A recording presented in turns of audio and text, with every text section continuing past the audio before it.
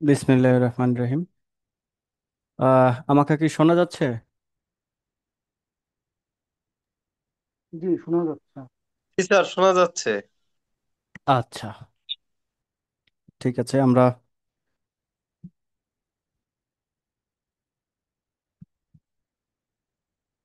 শুরু করি আজকে। আহ, আমরা যেহেতু গুরুত্বপূর্ণ আমাদের স্পেশাল ব্যাচ ওয়ান এর, যেটা আর্কিটেকচারের ডিপার্টমেন্টাল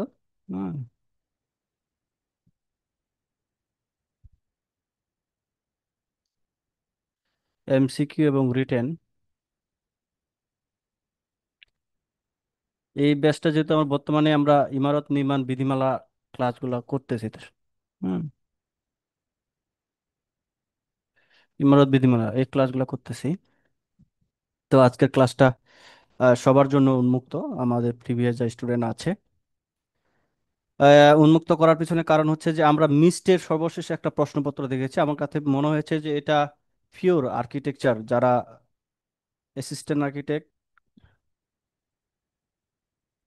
অ্যাসিস্ট্যান্ট আর্কিটেক্ট, হ্যাঁ, যেটা 9 গ্রেডের, হ্যাঁ, অথবা যারা আমরা সাব অ্যাসিস্ট্যান্ট আর্কিটেক্ট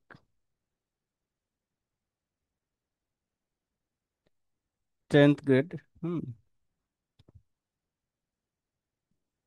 যারা আমরা পরীক্ষা দেব সামনে, হ্যাঁ, আসলে আমাদের একজন আর্কিটেক্ট হিসেবে, স্থপতি হিসেবে, বা যারা 10ম গ্রেডের পরীক্ষা দেবো, সেটা ইমারত পরিদর্শক হতে পারে, বা ড্রাফটসম্যান 10ম গ্রেডেরও আছে, হুম,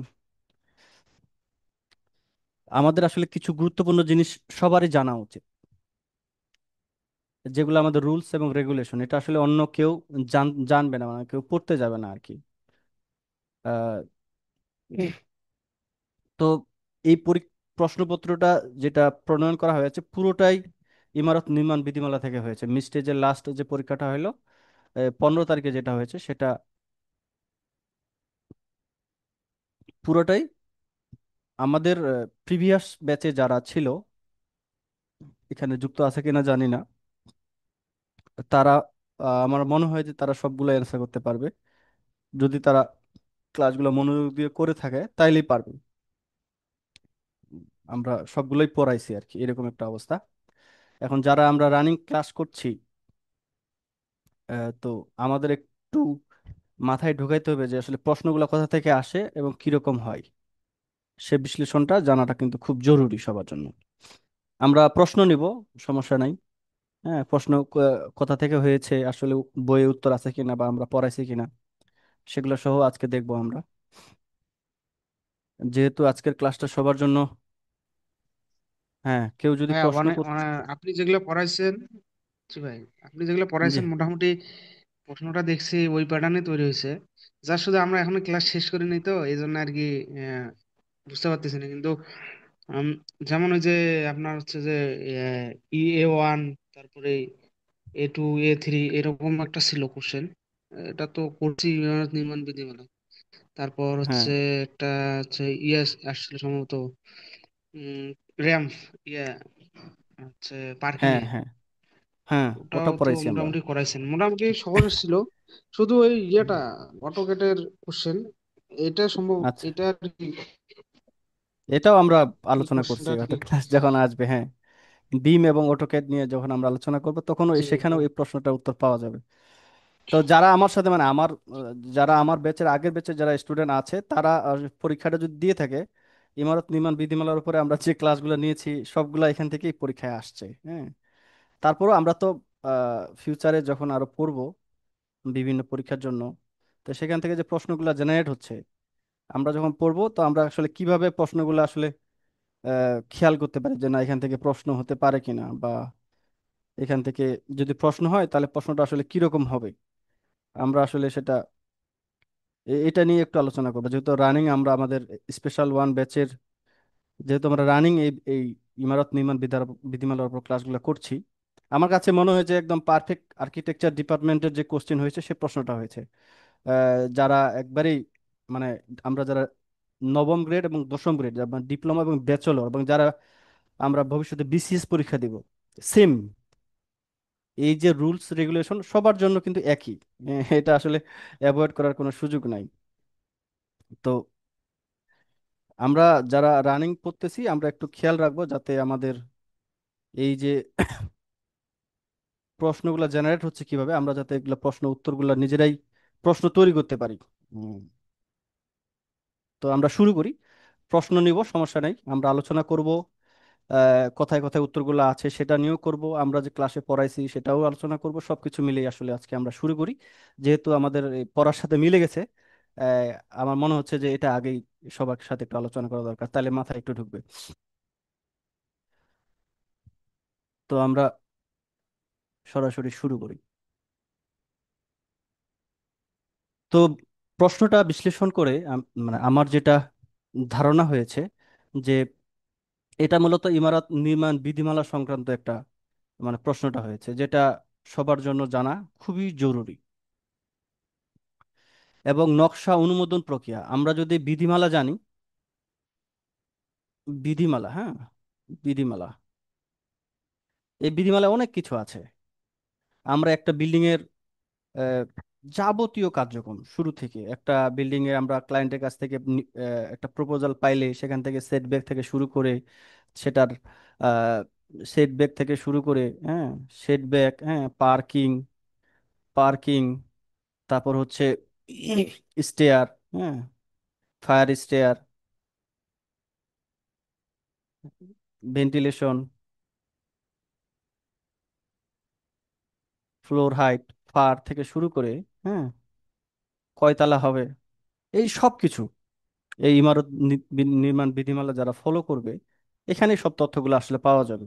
তারপর হচ্ছে কিছু স্ট্যান্ডার্ড মান, আমরা অনেক সময় ইউনিভার্সাল অ্যাক্সেস বিভিন্ন ধরনের শুনি, যে এগুলো আসলে কোথা থেকে আসে, যে একজন মানুষের জন্য কতটুকু, স্কুলের জন্য কতটুকু জায়গা দরকার, কলেজের জন্য কতটুকু জায়গা দরকার, একটা করিডোরের জন্য কতটুকু জায়গা দরকার, হ্যাঁ, আহ, একজন মানুষ যখন খেতে বসবে তার আসলে টেবিলটা সাইজ কিরকম হবে, হ্যাঁ, কিচেনের মাপ কিরকম হবে, তারপর হচ্ছে টয়লেটের মাপ কিরকম হবে, সবকিছু এই ইমারত নির্মাণ বিধিমালা আছে। এরপরে যখন ফাইনাল আমরা করব, তো আমাদের কিন্তু অনুমোদন নিতে হবে একটা কর্তৃপক্ষের কাছে।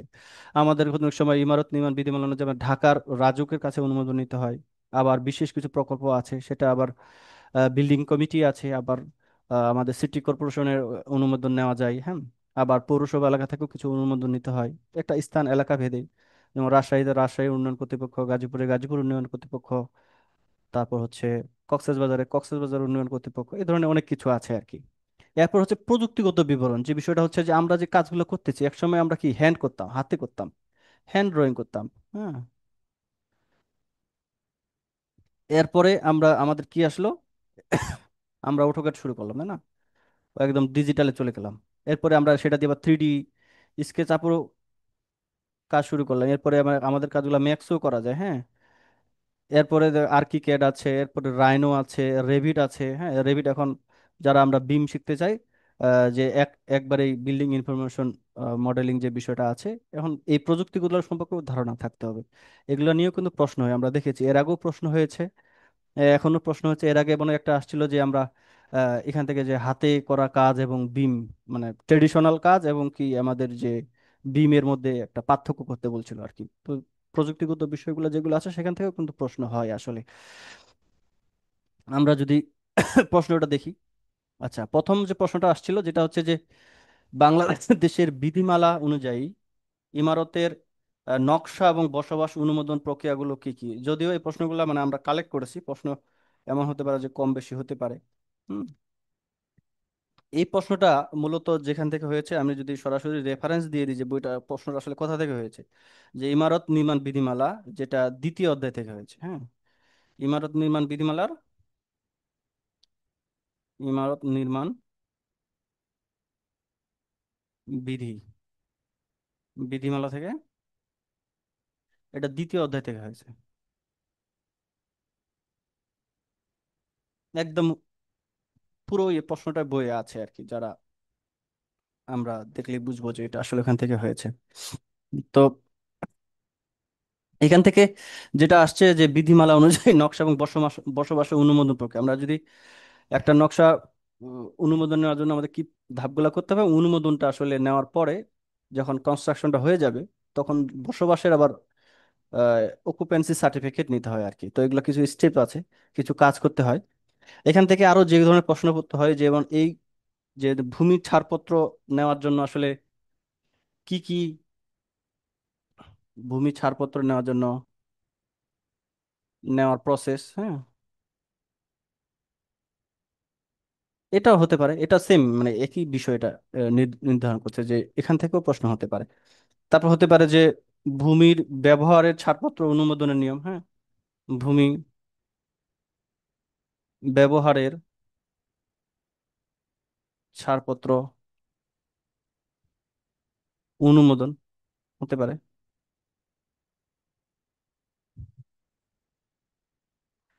এখানে আরো কিছু জিনিস আছে যে এগুলো আসলে যদি আমি আবেদন করলাম, আবেদনটা যদি অনুমোদিত না হয় তাহলে কিন্তু আমি আবার সেটা আবার আপিল করতে পারি।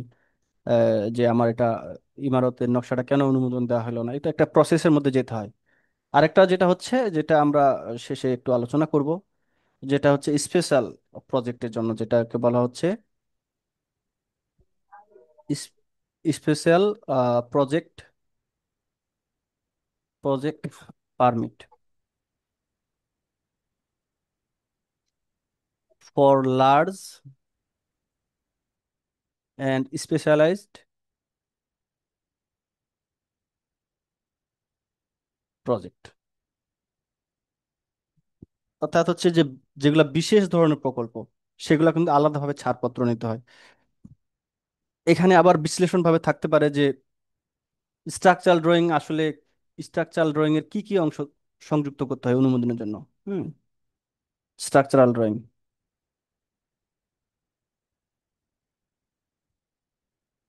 এর লিস্ট সমূহ, মানে আমরা অনুমোদন নিলাম কিন্তু স্ট্রাকচারাল ড্রয়িং তো সংযুক্ত করতে হবে আমাদের সাথে, সেটা রাজুকে বা বিভিন্ন ধরনের জায়গায়, তো কি কি লিস্ট দিতে হয়। তো এই যে আমরা ইমারত নির্মাণ বিধিমালা যে বইটা আছে সেখানে কিন্তু সব তথ্যগুলো দেওয়া আছে। তা আজকের এই প্রশ্নটাই আমাদেরকে আসলে বলে দিচ্ছে যে ফিউচারে যদি প্রশ্ন হয় এখান থেকে, তাহলে কি ধরনের প্রশ্ন হতে পারে। আপনারা নিজেরাও একটু চেষ্টা করবেন বা নিজেরাও দু একটা প্রশ্ন জেনারেট করবেন, দেখবেন যে আসলে আপনারা পারেন কিনা। আমরা এই প্রশ্নটা উত্তর করি, তাহলে আমরা বুঝবো যে। তো নকশা এবং বসবাস অনুমোদনের প্রক্রিয়াটা আমরা জেনারেলি তিনটা, প্রশ্নের ধরন অনুযায়ী আমরা তিন ভাবে ভাগ করতে পারি। যে আমাকে প্রথমে কি করতে হবে, নকশা অনুমোদন নেওয়ার আগেই আমাকে সেটা ছাড়পত্র নিতে হবে, ক্লিয়ারেন্স নিতে হবে। ক্লিয়ারেন্স নিতে হবে যে আসলে এই যে আমি বিল্ডিং, যে জমিটা আমার আছে, হ্যাঁ, যে ল্যান্ড আছে, এটা আসলে ক্লিয়ারেন্স দিবে যে এটা কি রেসিডেন্সিয়াল, রেসিডেন্সিয়াল, হ্যাঁ, ইন্ডাস্ট্রিয়াল,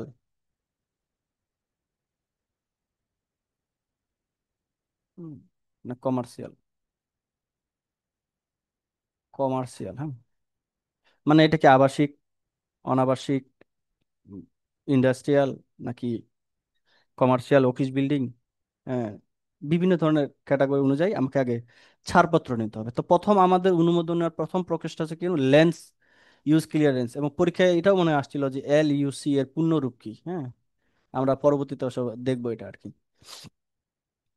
তো প্রথমে আমাকে কি করতে হবে, ছাড়পত্র নিতে হবে। এই ছাড়পত্র আহ, নেওয়ার জন্য আবার আমাকে কিছু, সেখানে কিছু কাগজপত্র দিতে হয়। যেমন আমাকে যদি ছাড়পত্র নিতে হয় তাহলে সেখানে আহ, আমাকে আহ, জরিপ ম্যাপ সংযুক্ত করতে হয়। হুম, জরিপ ম্যাপ, জরিপ ম্যাপ সংযুক্ত করতে হয়।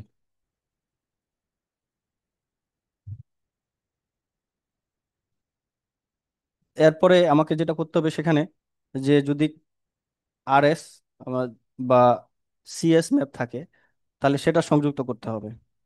এরপর হচ্ছে যে একটা খসড়া সহ একটা স্থানিক নকশা, স্থানিক নকশা সংযুক্ত করতে হবে। খসড়া স্থানিক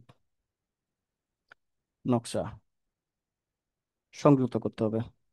এটার কত স্কেলে হবে, কতগুলো হবে, সেগুলো দেওয়া আছে। সেগুলো এটা প্রায় 3 কপি করে দিতে হবে। এবং হচ্ছে আহ, এটা স্কেল হতে পারে 1:, যে জরিপ যে ম্যাপটা আছে সেটা 5,000 স্কেলে হতে পারে। অথবা 10,000 স্কেলে হতে পারে।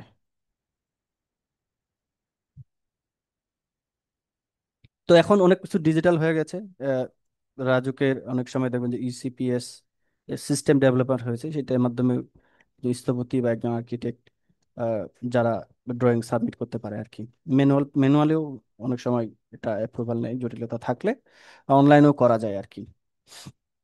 তো আমাদের যে প্রশ্ন আছে সেই প্রশ্ন অনুযায়ী প্রথম আমাদের কাজটা করতে হবে, ভূমি ব্যবহারের ছাড়পত্র নিতে হবে। দ্বিতীয় নাম্বার যে কাজটা আমাদের করতে হবে, আমাদের অনুমোদন নিতে হবে। তো অনুমোদনের জন্য কি করতে হবে? এ, আমার যে ভূমির যে ছাড়পত্র নিলাম আমি, সেটা সহকারে যে স্থপতি এবং যে আর্কিটেক্ট আছে তাদের কিন্তু পূর্ণাঙ্গ নাম, স্বাক্ষর, হ্যাঁ, তারপর হচ্ছে আইবি, আইইবি, এই যে নাম নাম্বার আছে সবগুলো সম্মিলিত মানে সংযুক্ত করতে হবে নকশার সাথে। এরপরে আহ, যেটা করতে হবে যে আর্কিটেকচারাল ড্রয়িং সংযুক্ত করতে হবে। আর্কিটেকচারাল ড্রয়িং এটাও কিন্তু প্রশ্নের এরপরে একটা প্রশ্ন হয়েছে। এরপর স্ট্রাকচারাল ড্রয়িং, হ্যাঁ। আর্কিটেকচারাল ড্রয়িং এর আবার কিছু জিনিস আছে, যেমন সেখানে প্ল্যান, এলিভেশন, হ্যাঁ, সেকশন, বিভিন্ন ধরনের লেআউট এগুলো থাকবে। স্ট্রাকচারে যে বিষয়গুলো আছে যেমন স্টেয়ার ডিটেইলিং, হ্যাঁ, কলামের লেআউট থাকবে, বিমের ডিটেইলিং থাকবে, হ্যাঁ, পাইলিং থাকলে পাইলিং এর ডিটেইলিং থাকবে, স্ল্যাব লেআউট থাকবে, স্ল্যাবের ডিটেইলিং থাকবে। এই বিষয়গুলো এখানে সংযুক্ত করতে হবে। এরপরে প্লাম্বিং,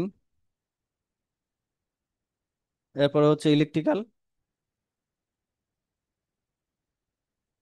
ফায়ার সেফটি যদি বিষয় থাকে সেগুলো অ্যাডজাস্ট করতে হবে।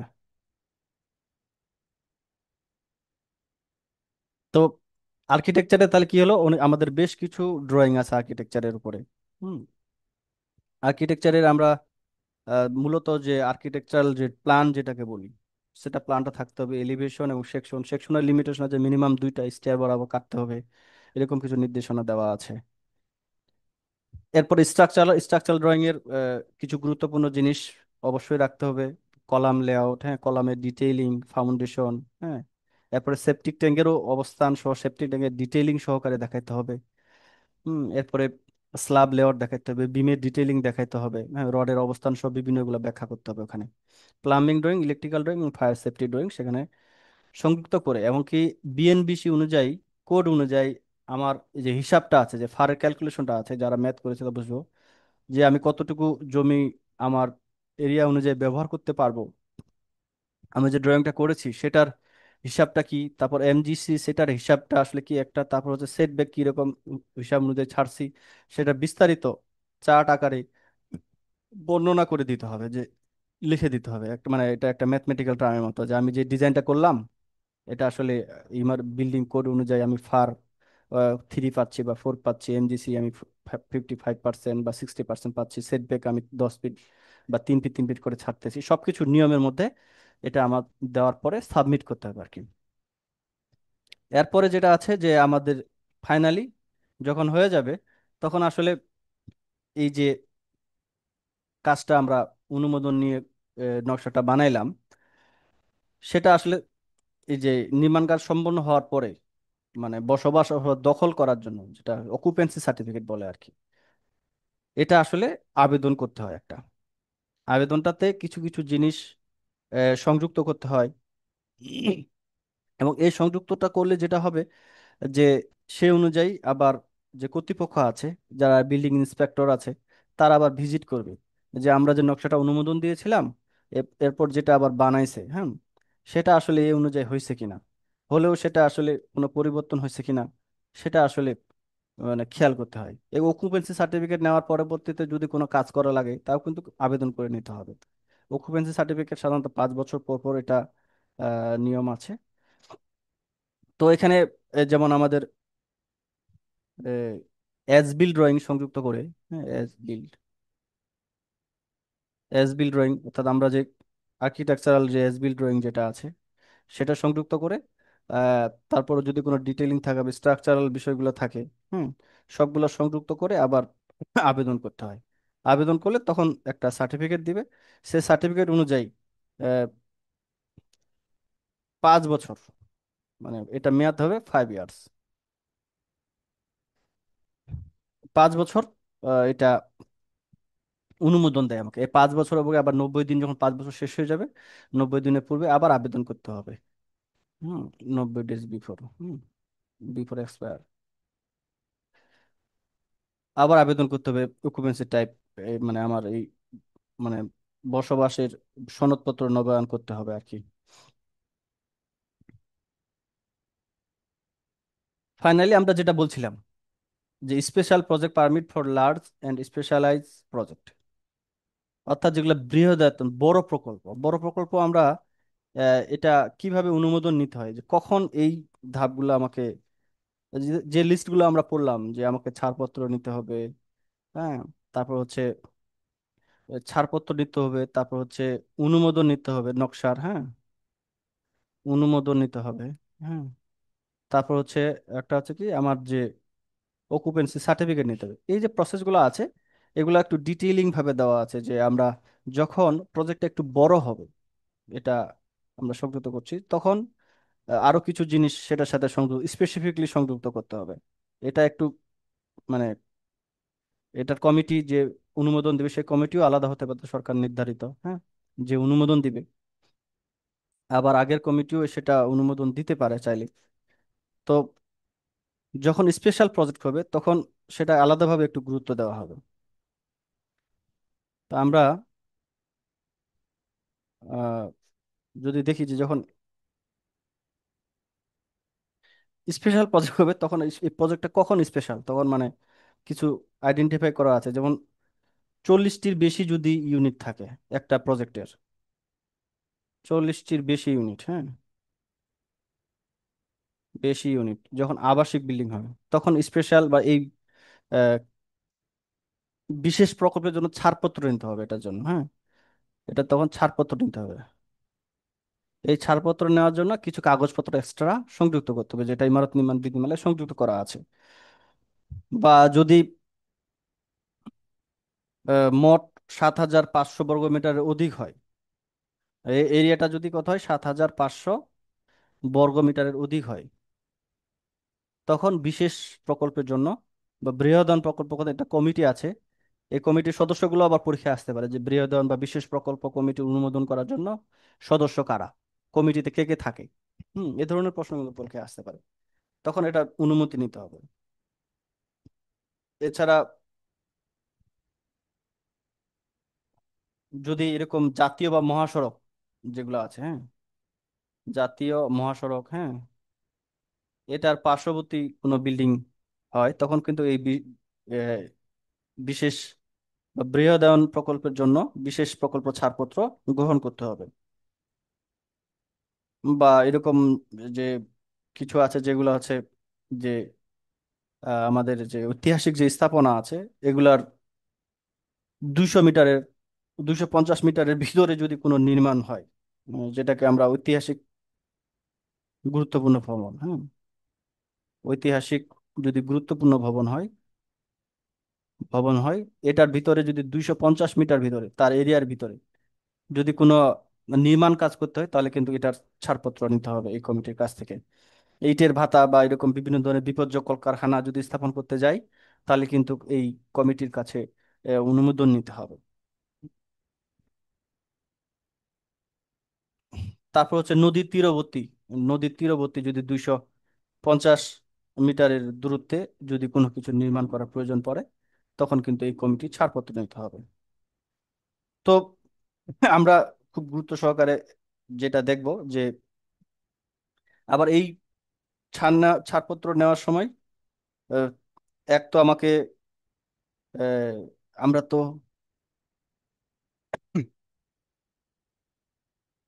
ল্যান্ড ইউজ সার্টিফিকেট নিচ্ছি। হুম।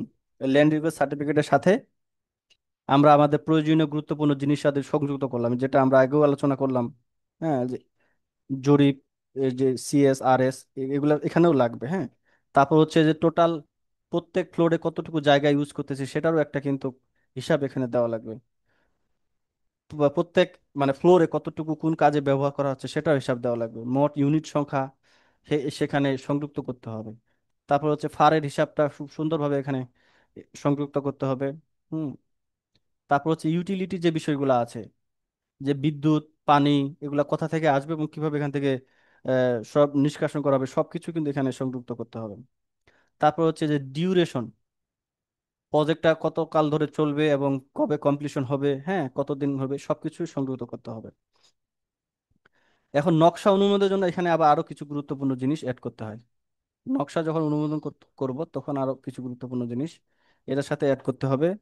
আমাদের পুরা সাইটের একটা আহ, সীমানা ওয়াল, মালিক কতটুকু পাবে, তার কতটুকু জমি, সেটা। এছাড়াও আমাদের সাইনেজ দিতে হবে, নর্থ সাইন যেটাকে বলি আগে, যে কোন দিকে কি আছে সেটা উল্লেখ করতে হবে, উল্লেখ করে দিতে হবে। এরপরে রোড, হুম, সহকারে প্লট নাম্বার, হ্যাঁ, এরপরে এর সাথে কোনো ফুটপাথ আছে কিনা, হ্যাঁ, কোনো পেdestrian আছে কিনা, যদি থাকে সেটার অবস্থান, রোডের হাইট সহকারে সবকিছু এখানে বর্ণনা করতে হবে। এরপরে হচ্ছে সাইটে আমরা এন্ট্রি এক্সিট কিভাবে হচ্ছে সেটা উল্লেখ করতে হবে। এন্ট্রি এক্সিট কিভাবে হচ্ছে সেটা উল্লেখ করতে হবে। এরপরে যেটা বললাম যে ড্রেনেজ সিস্টেম বা পয় নিষ্কাশনের যে লাইন, সেটার কিন্তু ড্রয়িং এখানে সংযুক্ত করতে হবে। অনুমোদনের ড্রয়িং লিস্টে কিন্তু এগুলো সংযুক্ত করতে হবে। যদি এরকম কোনো বর্জ্য ব্যবস্থাপনা থাকে, যে ওখানে কারখানা আছে বা কোনো রং বা এই জাতীয় কোনো জিনিসপত্র ব্যবহার করা হচ্ছে, তাহলে প্রকৃতির সাথে সেটা কিভাবে আসলে অ্যাডজাস্টমেন্ট করা হচ্ছে, সেটারও কিন্তু একটা বর্ণনা এখানে দিতে হবে। অর্থাৎ যখন আমি বিশেষ প্রকল্প যাব তখন আমাদের কিছু লিস্ট আছে যেগুলো আসলে আহ, একদম লিস্ট ধরে সেইগুলা ড্রয়িং এর সাথে সরবরাহ করতে হয়, তাহলে আমরা অনুমোদন পাবো। তো প্রথম যে প্রশ্নটা, তাহলে আমরা আহ, কি বুঝলাম, যে ইমারতের যে আসলে নকশা এবং বসবাস অনুমোদনের প্রথম প্রসেসটা হচ্ছে ছাড়পত্র নিতে হবে, তার সাথে কিছু ডকুমেন্টস আমাদের সরবরাহ করতে হবে। দ্বিতীয়ত হচ্ছে বিল্ডিং পারমিট করার জন্য আর্কিটেকচারাল এবং স্ট্রাকচারাল যে ড্রয়িং আছে এবং নির্মাণ বিধি অনুযায়ী যে ক্যালকুলেশন আছে সেটা সংযুক্ত করতে হবে। এরপর হচ্ছে ফাইনালি কাজটা হওয়ার পরে আমাকে কি করতে হবে, দখলদার অকুপেন্সি সার্টিফিকেট নিতে হবে। আর একটা আমরা পড়লাম যে বিশেষ যদি প্রকল্প হয়, আমরা কিছু ক্যাটাগরি পড়লাম, সে ক্যাটাগরির মধ্যে পড়লে সেটা বিশেষ বিশেষ প্রকল্প, এবং সেটার জন্য অনুমোদনের কিছু প্রসেস আছে, এক্সট্রা কিছু কাগজপত্র সংযুক্ত করতে হয়, সেগুলো আমরা দেখলাম। এবং আমরা দেখে নিব যে এই বৃহৎ যে প্রকল্প আছে এখানে আসলে যদি অনুমোদন নিতে হয় তাহলে এরা কারা অনুমোদন দেয়, সেই কর্তৃপক্ষ, সেই কমিটিতে কে কে আছে, আমরা লিস্টটা আমরা পরবর্তীতে দেখে নিতে পারি। আচ্ছা, পরবর্তী যে প্রশ্নটা আছে, 2 নাম্বার প্রশ্ন, মিস্টের যে 15 তারিখের পরীক্ষার সিঁড়ির প্রস্থ, হ্যাঁ, এখানে টাইপ দেওয়া আছে, A1, A5, E1, ই E2, E3, E5। আমি জানি না, এগুলো আমরা যেহেতু পাইছি কম বেশি হতে পারে, একটা এদিক সেদিক হতে পারে। তো আমাদেরকে প্রথমেতে আছে অকুপেন্সি টাইপ জানতে হবে। হুম, অকুপেন্সি টাইপ জানতে হবে। তার মানে পরীক্ষায় শুধুমাত্র এই যে A2, A5 এদের কি বোঝাচ্ছে এগুলা দিয়ে কিন্তু পরীক্ষা হতে পারে, আমরা এই প্রশ্ন দেখে বুঝছি। আমরা আমাদের ক্লাসে এটা অবশ্যই পড়াইছি আমরা, যে অকুপেন্সি লিস্টের টাইপটা কিরকম কি করতে হয়। যেহেতু এখানে এ এবং ই আসছে, আমরা এ এবং ই নিয়ে একটু আলোচনা করব। এ হচ্ছে, এ যদি থাকে কোনো সামনে, তাহলে সেটা বুঝতে হবে সেটা আবাসিক একটা বিল্ডিং। হুম, আবাসিক বিল্ডিং। এখন এর ভিতরে আবার ক্যাটাগরি আছে। A1 যখন থাকবে, যেটা সেটাকে বোঝাচ্ছে একক পরিবার, হুম, একক পরিবার। আর A2 যদি থাকে, সেটা হচ্ছে অ্যাপার্টমেন্ট অথবা ফ্ল্যাট, ফ্ল্যাট বাড়ি আর কি। আর A3 যেটা বোঝাচ্ছে সেটা হচ্ছে, এগুলো আমরা ইমারত নির্মাণ বিধিমালায় পাবো, আবার কিন্তু যদি দেখি তো বিএনবিসি তেও কিন্তু পাবো। হুম, মেস বা হোস্টেল জাতীয়, যদি হল হোস্টেল জাতীয় যেগুলো আছে। যেমন A2 কিন্তু পরীক্ষায় আসছে, দেখো আমরা যদি দেখি, এই যে A2 কিন্তু পরীক্ষায় আসছে, বলা নাই যে আবাসিক, তার মানে অকুপেন্সি টাইপগুলো আমাদের মনে রাখতে হবে। আর A4 বলতে বোঝাচ্ছে নিম্নবিত্তের বাড়ি, হ্যাঁ, নিম্নবিত্তের বাড়ি। আর A5 বলতে বোঝাচ্ছে আবাসিক হোটেল।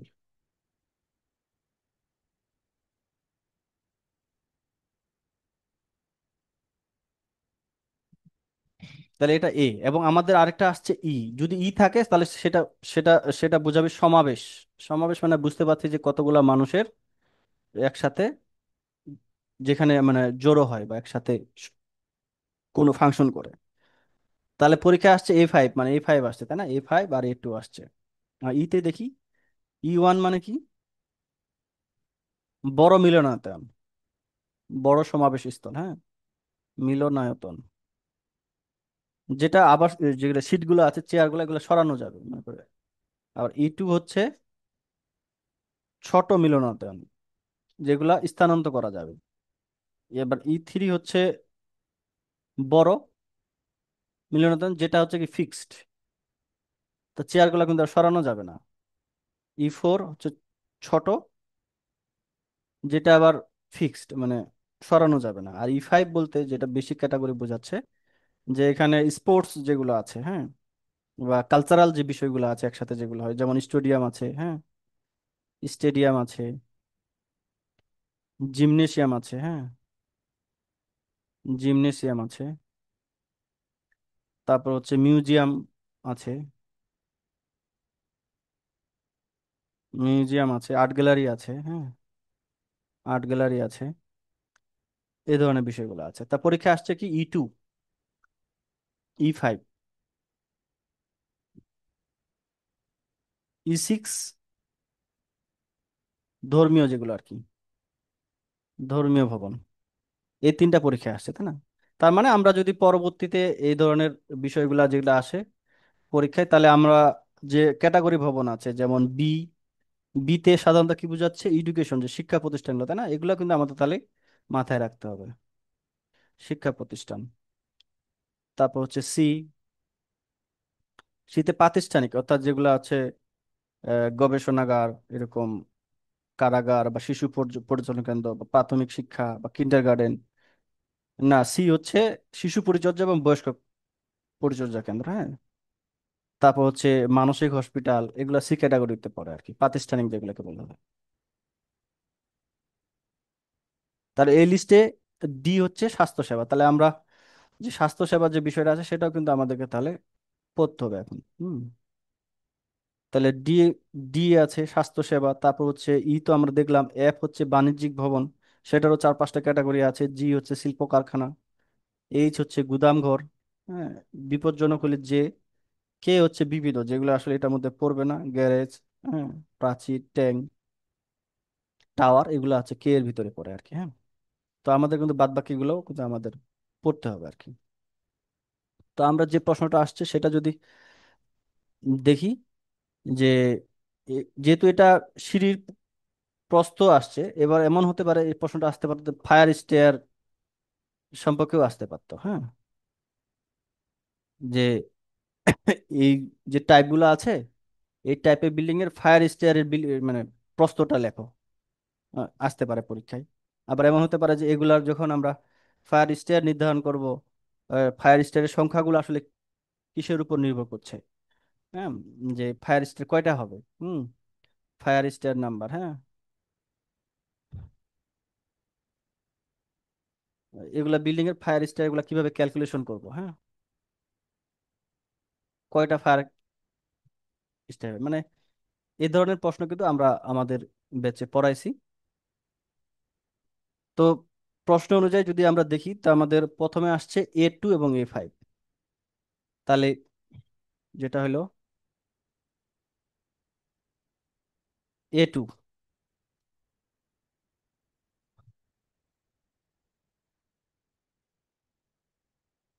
A2 বলতে আমরা বোঝাচ্ছি অ্যাপার্টমেন্ট বা ফ্ল্যাট বাড়ি। তো এর জন্য ন্যূনতম,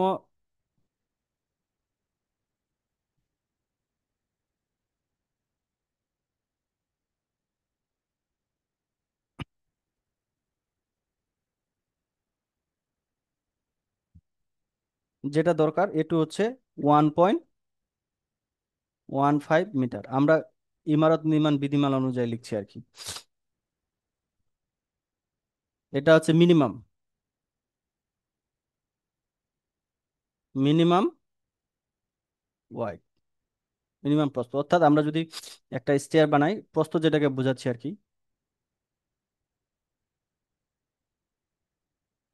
এটা যদি স্টেয়ার হয়,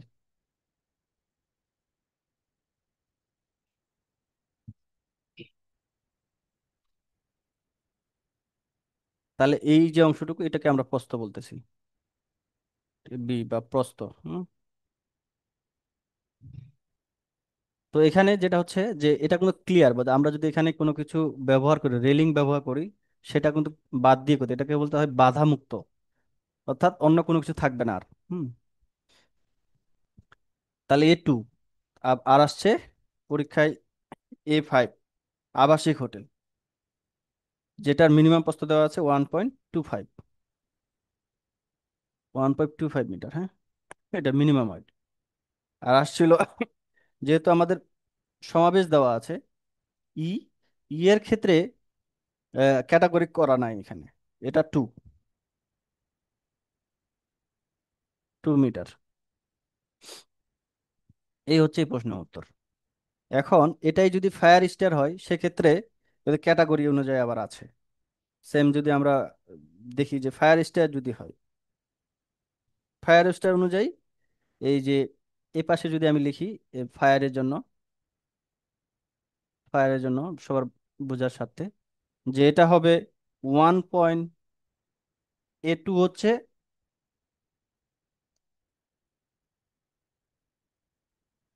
A1 এবং A2 হচ্ছে 1 মিটার,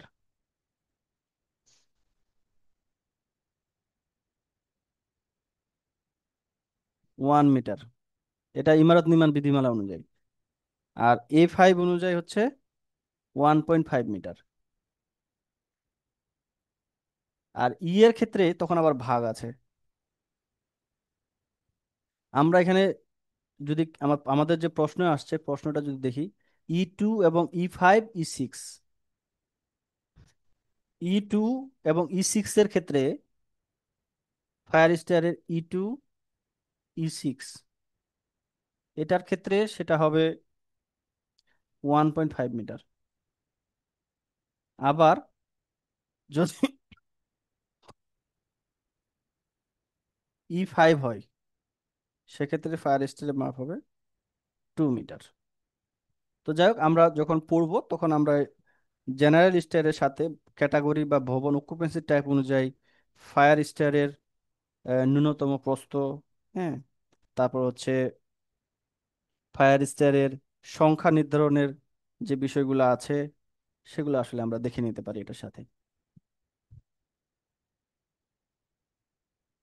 আচ্ছা, পরবর্তী 3 নম্বর যে প্রশ্নটা আছে সেটা হচ্ছে একমুখী ও এবং দুইমুখী গাড়ির ড্রাইভওয়ে বিস্তারিত অ্যাঙ্গেল চিত্র সহ দেখাও। আমরা এটাও আমাদের যারা স্টুডেন্ট তারা হয়তো বা দেখে থাকবে। আমি যদি আজকে আরো সংক্ষেপে আহ, এখান থেকে আরো যে প্রশ্নগুলো আসতে পারে, যে পার্কিং, একটা রেসিডেন্সিয়াল বিল্ডিং এর পার্কিং কিভাবে নির্ধারিত হয়, বা একটা কমার্শিয়াল বিল্ডিং এর পার্কিং কিভাবে নির্ধারিত হয়, কোন রুলসে হয়, সেটা কিন্তু পরীক্ষায় আসতে পারে। তারপর যেটা হচ্ছে যে ধরলাম যে অকুপেন্সি টাইপ বিতে পার্কিং সংখ্যাটা কিভাবে নির্ধারণ করা হয়, এগুলো কিন্তু পরীক্ষায় আসতে পারে। এরপর হচ্ছে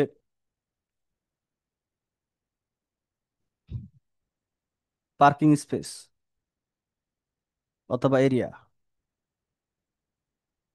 এই যে আমরা কার পার্কিং করি, হ্যাঁ, বাইক পার্কিং করি, ট্রাক পার্কিং করি, এটা আসলে কতটুকু এরিয়া লাগবে নিয়ম অনুযায়ী, একটা হলে কতটুকু, বা তার সাথে যদি আরো বেশি থাকে তাহলে সেগুলো আরো কতটুকু হবে, এগুলো আমরা যখন আমরা পড়বো তখন আসলে আহ, চেষ্টা করব যে অকুপেন্সি টাইপ অনুযায়ী, এই যদি প্রশ্ন আসে যে অকুপেন্সি টাইপ অনুযায়ী বা একটি বাণিজ্যিক ভবনের পার্কিং কতগুলো নির্ধারণ করা হয় একটু বর্ণনা করো।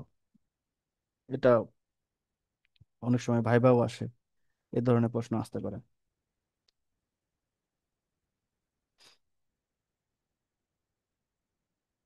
তো আমরা যদি প্রশ্নে চলে যাই, তো একমুখী এবং দ্বিমুখী প্রথমে আগে এটা বুঝতে হবে। তো আমরা ইমারত নির্মাণ অনুযায়ী যদি দেখি যে একমুখী, এটার ন্যূনতম হচ্ছে 3.5 মিটার থেকে 4.25 মিটার। একমুখী বলতে যেটা বোঝাচ্ছে যে যদি এটা আমাদের ড্রাইভওয়ে হয়, তো গাড়িটা শুধুমাত্র একদিক দিয়ে যাবে। হুম। মানে এখানে আর ডাবল কোনো গাড়ি যাইতে পারবে না, এটা একমুখী। এরপরে দুইমুখী যেটা হচ্ছে যে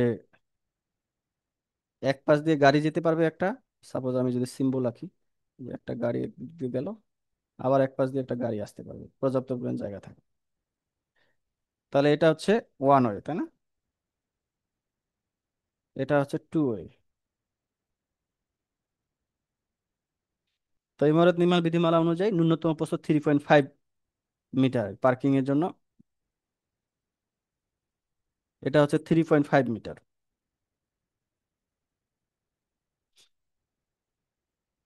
আবার 4.2 মিটার না, যখন বাস বা ট্রাক হবে তখন সর্বোচ্চ 4.25 মিটার, ওয়ান ওয়ের ক্ষেত্রে আর কি। মানে মানে ওয়ান ওয়েতে যখন বাস বা ট্রাক হবে তখন কিন্তু 4.25 মিটার লাগে। আর দ্বিমুখী যখন হবে তখন 6 মিটার, মানে যখন ট্রাক হবে তখন 6 মিটার জায়গা রাখতে হবে। বাদ বাকি ক্ষেত্রে 4.25 মিটার, যাওয়া আসা উভয় যদি ব্যবস্থা থাকে।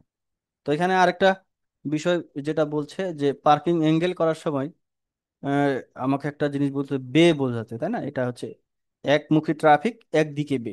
অর্থাৎ আমরা যখন একদিকে পার্কিং করব, সাপোজ আমরা এইদিকে পার্কিং করতেছি গাড়িগুলো, এই যে ড্রাইভার দিকে গিয়ে সাপোজ এখানে আমি পার্কিং করতেছি, হ্যাঁ, যে এখানে একটা গাড়ি পার্ক হচ্ছে, আমার এখানে একটা গাড়ি পার্ক হচ্ছে, হ্যাঁ। তাহলে এটা হচ্ছে একদিকে বে, একদিকে বে। আর যদি দুই পাশে পার্কিং করি তাহলে তখন হয়ে যাবে দুই দিকে বে।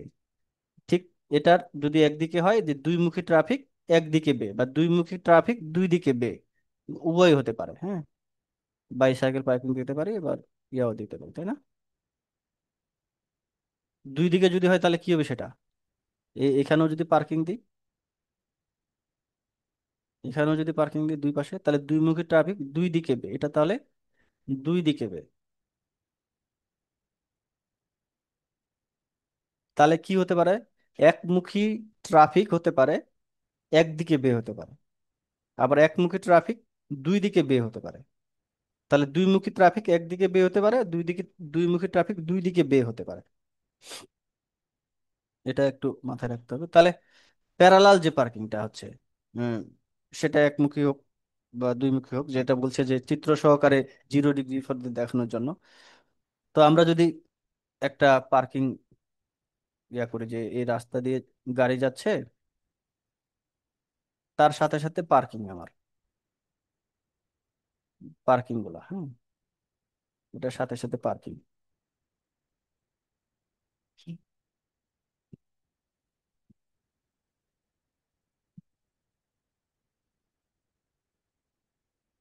তো যখন একমুখী পার্কিং হবে, যখন প্যারালাল হবে, যেটাকে 0 ডিগ্রি বলতেছি আমরা,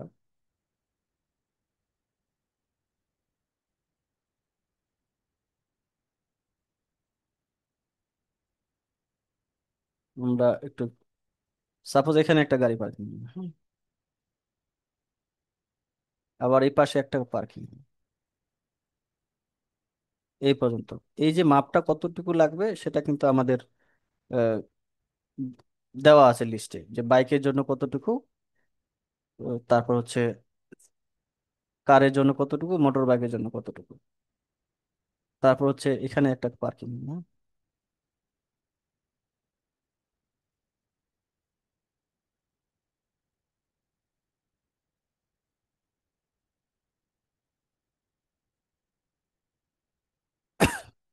এখানে একটা পার্কিং। তাহলে এই যে রোডটা আছে, এই রোডটা এটা একমুখী হতে পারে এবং দুইমুখী হতে পারে। একমুখী হলে এটা কত হবে, 3.5 মিটার, মানে এখানে যে গ্যাপটা রাখবো আমরা সেটা হবে 3.5 মিটারের একটা গ্যাপ রাখতে হবে। যদি দুইমুখী হয় তাহলে 4 মিটার, থেকে 4 মিটার। তাহলে আমরা যেটা লিখতে পারি না কেন সেটা আমরা এখানে দিয়ে দিয়ে দেবো আর কি। প্যারালাল পার্কিং যেটা 0 ডিগ্রি সেটা আমরা এইভাবে দিতে পারি। হুম।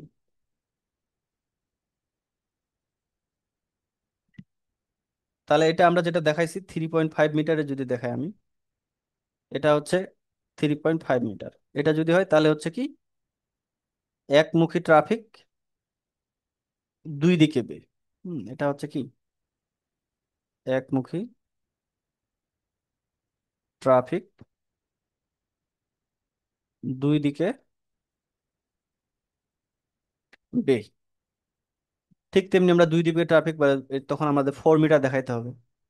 দুইটা বা একমুখী ট্রাফিক তখন আমরা একদিকে দেখাবো শুধু। ওটা আমরা পরীক্ষায় যে অনুযায়ী আসে সে অনুযায়ী আমরা এখানে দিয়ে দিতে পারবো।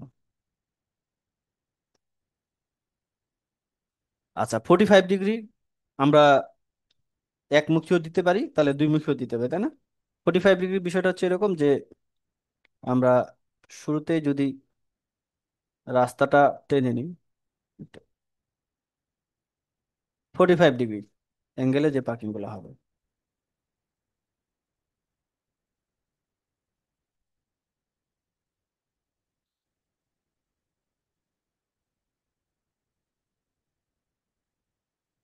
45 ডিগ্রি অ্যাঙ্গেলে যেটা হবে আর কি।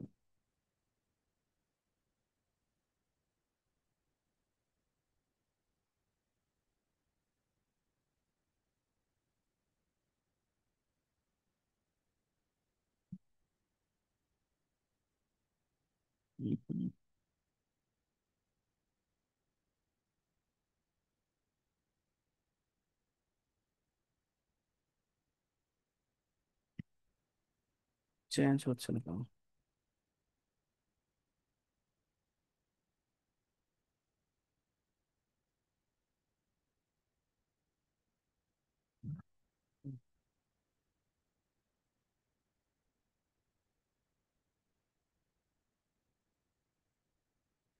আচ্ছা। হুম,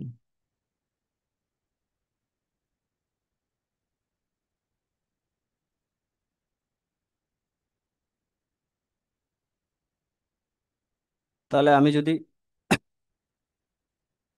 এখানে গাড়ি পার্কিং করি, এই আমি দুই দিকে বেয়ে দিছি তাহলে, হ্যাঁ, চিত্র অনুযায়ী, তাই না?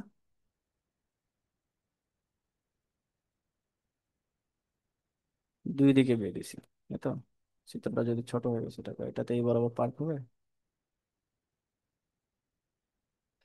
আচ্ছা, তাহলে আমি যদি যে দুইটা এই গাড়ি চলাচল এবং আসার ব্যবস্থা রাখি এখানে, তাহলে আমাদের এটা মিনিমাম কত দিতে হবে? 45 ডিগ্রির ক্ষেত্রে আমি দিছি দুই মুখী ট্রাফিক, দুই দিকে বেয়ে দিছি, তাহলে 4.25 মিটার এটা। তাহলে আমি একমুখী একদিকেও দিয়ে দেখাইতে পারি, তখন আমি আবার একমুখী ট্রাফিক দিয়েও দেখাইতে পারি। হুম। আবার যেটা আছে 90 ডিগ্রি যেটা আছে, এটা এটা ইফিসিয়েন্সি খুব একটা, যদি আমি 90 ডিগ্রি যখন করবো, আমি যদি একদিকে ট্রাফিক এবং একদিকে বেয়ে দিই। হুম।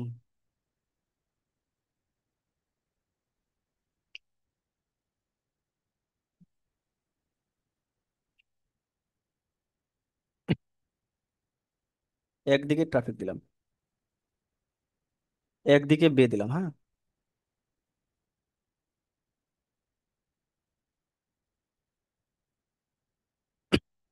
সেক্ষেত্রে আমি যেহেতু একদিকে বলছি, তার মানে সেটা হচ্ছে 4.25 মিটার। 4.25 মিটার। এটা দুই দিকে দিলেও কিন্তু 4.25 মিটার। এটা যদি দুই মুখী ট্রাফিক দিই তারপর 4.25 মিটার। তবে ট্রাকের ক্ষেত্রে যদি পৃথক ব্যবস্থা করা হয় তাহলে সেক্ষেত্রে 6 মিটার। তাহলে এটা কি, ওয়ান ওয়ে,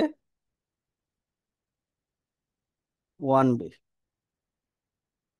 আর 45 ডিগ্রিতে আমরা যদি টু ওয়ে, ওয়ান বে। তো এরকম করে আমরা 6টা চিত্র আর্ট করতে পারবো, যে একদিকে দিয়ে দুই দিকে বে দিতে পারি, একমুখী ট্রাফিক দিতে পারি।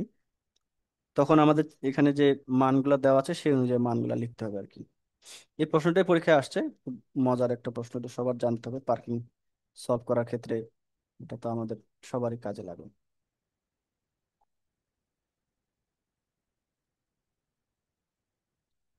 আচ্ছা, পরবর্তী যে প্রশ্নটা আসছে, 4 নাম্বার প্রশ্ন।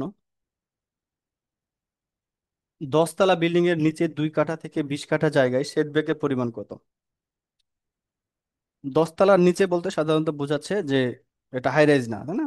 দশতলার উপরে হলে যেটা আমরা উম, ইমারত নির্মাণ বিধি হলো যে বলি যে ইমারতের উচ্চতা 33 মিটারের বেশি হলে তখন আমরা সেটাকে দশতলা বলতেছি আর কি। তো সেটব্যাক বিষয়টা হচ্ছে যে আমাদের যে জমিটা আছে, এই জমি থেকে আমি যে বিল্ডিংটা বসাবো, হুম, এটা এখন আমি যে জায়গাটা ফাঁকা রাখতেছি বা গ্রিনারি বা যেটা ফাঁকা রাখি না কেন, এটা আসলে সেটব্যাক। তো এখানে সেটব্যাকের অনেক উদাহরণ দেওয়া আছে যে কোনটা ফ্রন্ট হবে কোনটা ব্যাক হবে। হুম, যে যদি রাস্তা হয়, যে রাস্তাটা একটা সহজ কম যেটা হয়, যদি এখানে যদি সামনের দিকে রাস্তা দিই আমি, যে এটা রোড হচ্ছে, তো সেক্ষেত্রে এদিকে যদি এন্ট্রি হয় তাহলে এটা সম্মুখ হবে। এই পাশটা তাহলে কি হবে? সম্মুখ। সম্মুখ। তাহলে দুই পাশটা কি হবে? এগুলো হচ্ছে পার্শ্ব। আর এটা হবে পিছনে, এটা পিছনে। তো রাস্তার অবস্থানের ক্ষেত্রে এবং বিল্ডিং এর প্রবেশদ্বারের অবস্থানের ক্ষেত্রে কিন্তু এই সম্মুখ পশ্চাৎ পার্শ্ব চেঞ্জ হয়। তো এখানে পরীক্ষায় আমরা নির্দিষ্ট করে আসতে পারি যে 5 কাঠা একটা জমির সেটব্যাক কত। হ্যাঁ, এটার সাথে আরো গুরুত্বপূর্ণ যে প্রশ্নগুলো আছে, যে আহ, ফার এবং এমজিসি যে বিষয়গুলো আছে, এখান থেকেও কিন্তু আসতে পারে। তো সাধারণত যদি ম্যাথমেটিক্যাল টার্ম থাকে তখন কিন্তু কিছু শীট দিয়ে দেয়। আমরা দেখেছি পিএসসি তে এর ফারের এবং এমজিসি যে চার্ট আছে সেখান থেকে কিন্তু দিয়ে দেয়। কিন্তু জেনারেল যেগুলো কম্পালসারি, সাধারণত দেখে আমরা 3 কাঠা প্লট দেখি না, 3 কাঠা 5 কাঠা বা হাই রাইজ, এই যে কয়েকটা আছে এগুলার আসলে আমি বলবো যে সেটব্যাক, হুম, সেটব্যাক এবং এমজিসি এগুলো একটু মাথায় রাখতে আর কি, বা ফার এগুলো একটু মাথায় রাখতে, কারণ এগুলো তো কমন। আসলে প্লট বিভাজনটা সাধারণত এইভাবে হয়, আপনি যদি একটা দুইটা কাজ করেন তাহলে কিন্তু এমনিতেই মনে থাকবে। তো আমাদের প্রশ্ন যেটা হচ্ছে হচ্ছে সেটব্যাকের পরিমাণ যেটা বলছে যে 2 কাঠা থেকে 20 কাঠার মধ্যে। তো এখানে 2 কাঠা থেকে 3 কাঠার একটা নিয়ম আছে। 2 কাঠা থেকে যদি 3 কাঠা হয় সেক্ষেত্রে সম্মুখ হবে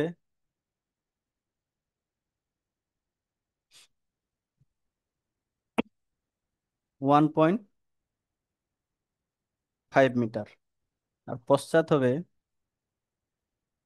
1 মিটার, আর পার্শ্ব হবে, যেহেতু পার্শ্ব দুইটা, 1 মিটার। এখন যদি 3 কাঠা থেকে 5 কাঠার মধ্যে হয় সেক্ষেত্রে সম্মুখ হবে 1.5 মিটার, এটা ফিক্স। পশ্চাৎ হচ্ছে 1.5 মিটার এবং পার্শ্ব হচ্ছে 1 মিটার। আর যেটা আছে এটা জাস্ট খালি একটা মনে রাখলেই হবে, যে 5 থেকে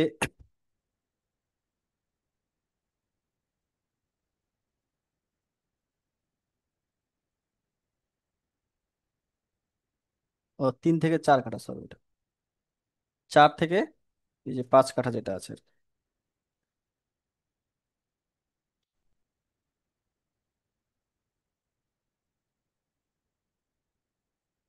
1.5 মিটার,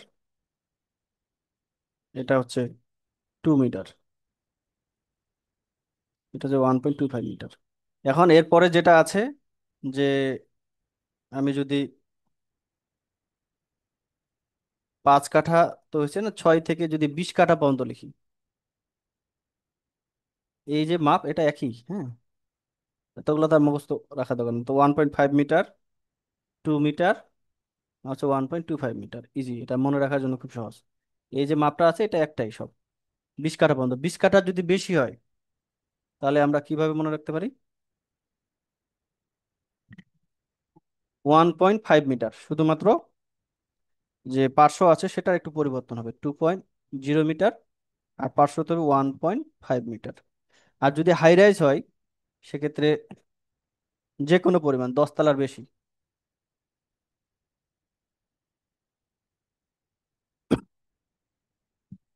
সেক্ষেত্রে 1.5 মিটার, আর হচ্ছে 3 মিটার, 3 মিটার। তো এটা একটু মাথায় রাখার চেষ্টা করবেন।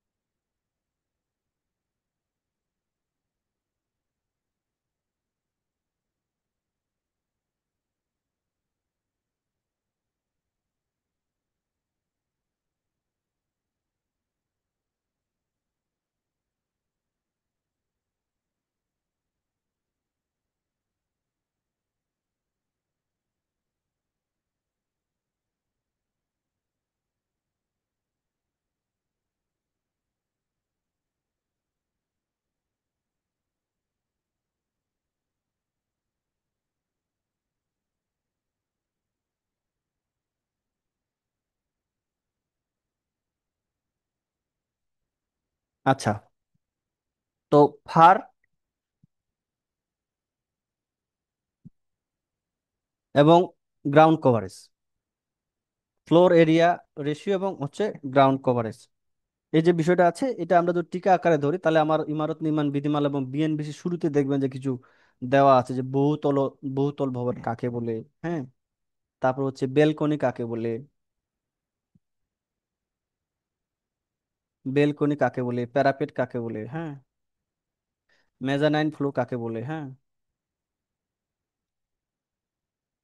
ফ্লোর কাকে বলে, হ্যাঁ, বিল্ডিং সার্ভিস বলতে কি বোঝায়, বিল্ডিং সার্ভিস।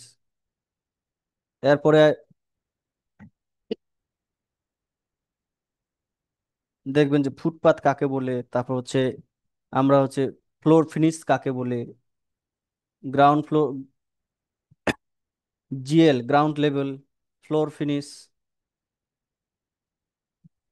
এগুলা কিন্তু আহ, শুরুতেই দেওয়া আছে, ইউনিভার্সাল অ্যাক্সেস।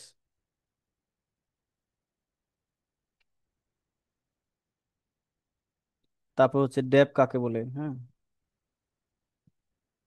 এগুলো কিন্তু শুরুতেই আছে, তার মানে পরবর্তী পরীক্ষায় যদি আসে তাহলে এখান থেকে প্রশ্ন হওয়ার সম্ভাবনা আছে। তো আমাদের যে প্রশ্নটা আসছে খুবই সোজা, এ, যারা পড়েছেন বা ক্লাস করেছেন এর আগে তারা বুঝতে পারবেন যে আসলে কি প্রশ্ন বলছে। ফ্লোর এরিয়া রেশিও, অর্থাৎ আমার যে জমিটা আছে সেই জমিতে আমি যে বিল্ডিংটা বানাচ্ছি, মনে করো যে 2 তলা, 3 তলা, 4 তলা, 5 তলা, 6 তলা, তাহলে প্রত্যেক ফ্লোর রেশিও যোগ করে যদি আমি আমার ওই এলাকাটা দিয়ে আমার মোট জমিটা দিয়ে ভাগ দিই, তাহলে আমি এটা হিসাব পাবো যে আমার যে জমিটা ছিল মনে করো যে 300 মিটার, 300 স্কোয়ার মিটার, আমি ব্যবহার করতে পারলাম মনে করো যে 900 স্কোয়ার মিটার, তার মানে আমার ফার কত হলো, মানে আমি কত গুণ বেশি ব্যবহার করতে পারছি, এরকম একটা হিসাব আর কি। হিসাবটা এরকম যে আমরা যে প্রত্যেকটা তলার যোগফল, মনে করো 10 তলা একটা বিল্ডিং, 10টা ফ্লোর যোগ করলাম আমি, সেক্ষেত্রে আমার টোটাল যে প্লটের যে মাপটা আছে সেটা দিয়ে ভাগ করলাম, সেটা দিয়ে, এটাকে বলা হয় ফ্লোর এরিয়া রেশিও। অর্থাৎ আমি আমার ল্যান্ড, মানে যে জমিটা আছে সেটা অনুযায়ী কতটুকু মানে কয়েক গুণ বেশি ব্যবহার করতে পারলাম, সেটাকেই ফার বলে সাধারণত। এটা জেনারেল মানে একদম খাঁটি বাংলা যেটা আর কি বোঝানোর জন্য বললাম আর কি। তাহলে এটা ফার, তাহলে কাকে বলে, যদি আমি সংজ্ঞাটা লিখি, যে সকল মেঝের সম্মিলিত ক্ষেত্রফল, সকল মেঝের, সকল মেঝের সম্মিলিত ক্ষেত্রফল, অর্থাৎ যেটাকে আমরা বলছি, তারপর হচ্ছে জমির ক্ষেত্রফল, জমির ক্ষেত্রফল, সম্মিলিত ক্ষেত্রফল বলতে যে আমরা টোটাল যে বিল্ড এরিয়া যেটা আর কি, হ্যাঁ, টোটাল বিল্ড এরিয়া, এটা হচ্ছে যে আমি যদি 7টা ফ্লোর করি একটা 7 তলা, তাহলে প্রত্যেকটা ফ্লোরে যতটুকু হয়েছে সবগুলোর যোগফল করে টোটাল যেটা হবে আর কি। আর হচ্ছে ল্যান্ড এরিয়া, অর্থাৎ আমার যে সাইট আছে সেটা দৈর্ঘ্য প্রস্থ গুণ করে যা আসবে তাই ল্যান্ড এরিয়া। এটাই হচ্ছে ফার, হ্যাঁ। আর হচ্ছে এমজিসি হচ্ছে ম্যাক্সিমাম, যেটা বা গ্রাউন্ড কভারেজ বা এমজিসি জিসি, এটা হচ্ছে যে আমি আসলে মনে করো যে এমজিসি বলতে গ্রাউন্ড কভারেজ, যে আমাদের একটা সাইট আছে এখানে, মনে করো এইটুকু আমরা বিল্ডিংটা দিলাম, হ্যাঁ। তাহলে এটা রেশিও, এটা বোঝাচ্ছে যে আমরা যে অংশটুকু করছি এখানে নির্মাণ করছি, তা আমার সাইড থেকে কতটুকু জায়গা ইউজ করছি, গ্রাউন্ড কভারেজ কতটুকু হয়েছে সব মিলে, হ্যাঁ। আমরা এটা বলতে পারি না যে আমার মনে করো যে এটা যদি ধরি 100 আমার টোটাল সাইডটা ছিল, তাহলে আমার এটা হয়েছে 40, তাহলে 40% আমার কভারেজ হয়েছে, এরকম একটা বিষয় না। এটাই হচ্ছে মানে গ্রাউন্ড কভারেজ বলতে এটাকে যদি আমরা শতকরা হিসাবে নিয়ে যাই, তাহলে যেটা সূত্রে দাঁড়ায় যে ইমারত দ্বারা আবৃত, এই যে আমরা বিল্ডিংটা বানাইছি সেটার অংশটা ইমারত দ্বারা আবৃত এলাকা, এরিয়া যেটাকে আমরা বলি আর কি,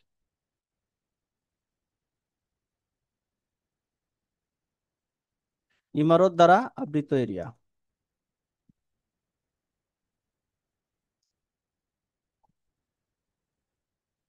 ইন্টু 100, যেহেতু শতকরা হিসাবে এটা আসবে 100 দ্বারা ভাগ করতে হবে। তারপর হচ্ছে জমির ক্ষেত্রফল, জমির ক্ষেত্রফল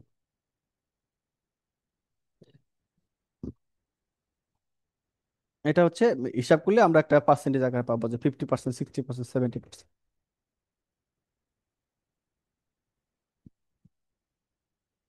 আচ্ছা,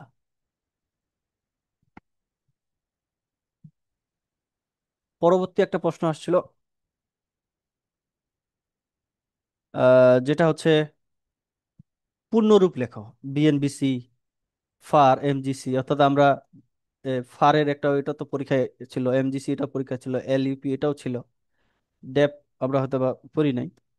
তো আপনারা বিএনবিসি যদি বইটা দেখেন, বইটার শুরুতেই দেখবেন যে এরকম কিছু আহ, আমরা প্রথমে টিকাগুলোর কথা বললাম, টিকার পরে দেখবেন যে এই এব্রিভিয়েশন গুলো আছে, অর্থাৎ পূর্ণ রূপ যেটাকে বলে আর কি, বর্ণনা দেওয়া আছে আর কি।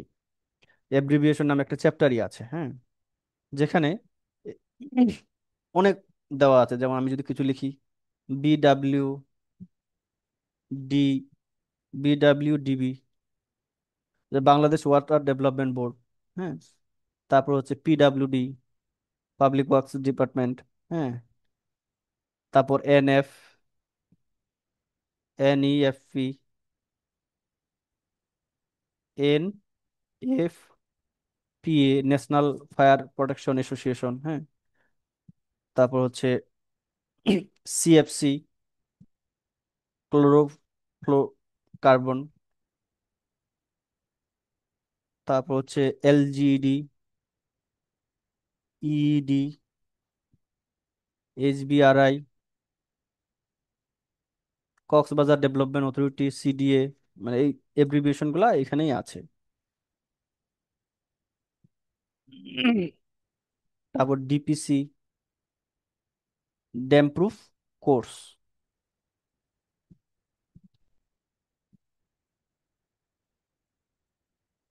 তো আমরা এখান থেকে আরো কিছু দেখে নিতে পারি, আমরা মনে হয় আমাদের ব্যাচে এগুলা পড়ানো হয়েছিল, যারা ছিল তারা বলতে পারবে।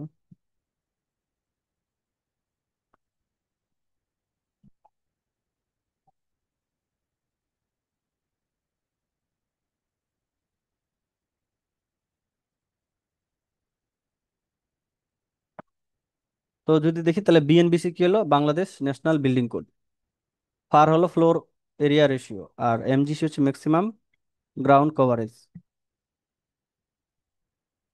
আচ্ছা, 1 মিনিট একটু অপেক্ষা করো, আসছি।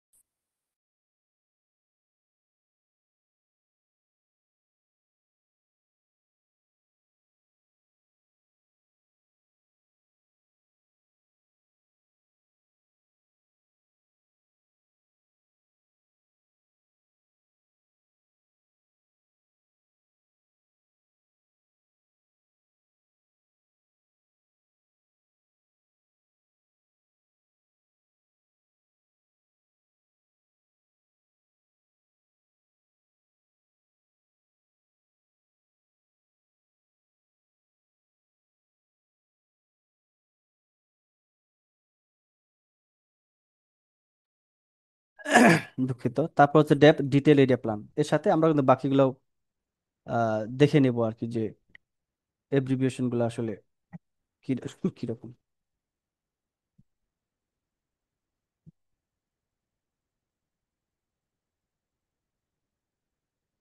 আচ্ছা, আমরা মনে হয় 6 নম্বর প্রশ্ন চলে আসছি না, 7 নম্বর প্রশ্নটা দেখি। অটোক্যাডের লেয়ার প্রপার্টিজ এর মূল বিষয়গুলো কি কি? অটোক্যাড থেকে আসছে, এর আগে আসছিল কি ট্রেডিশনাল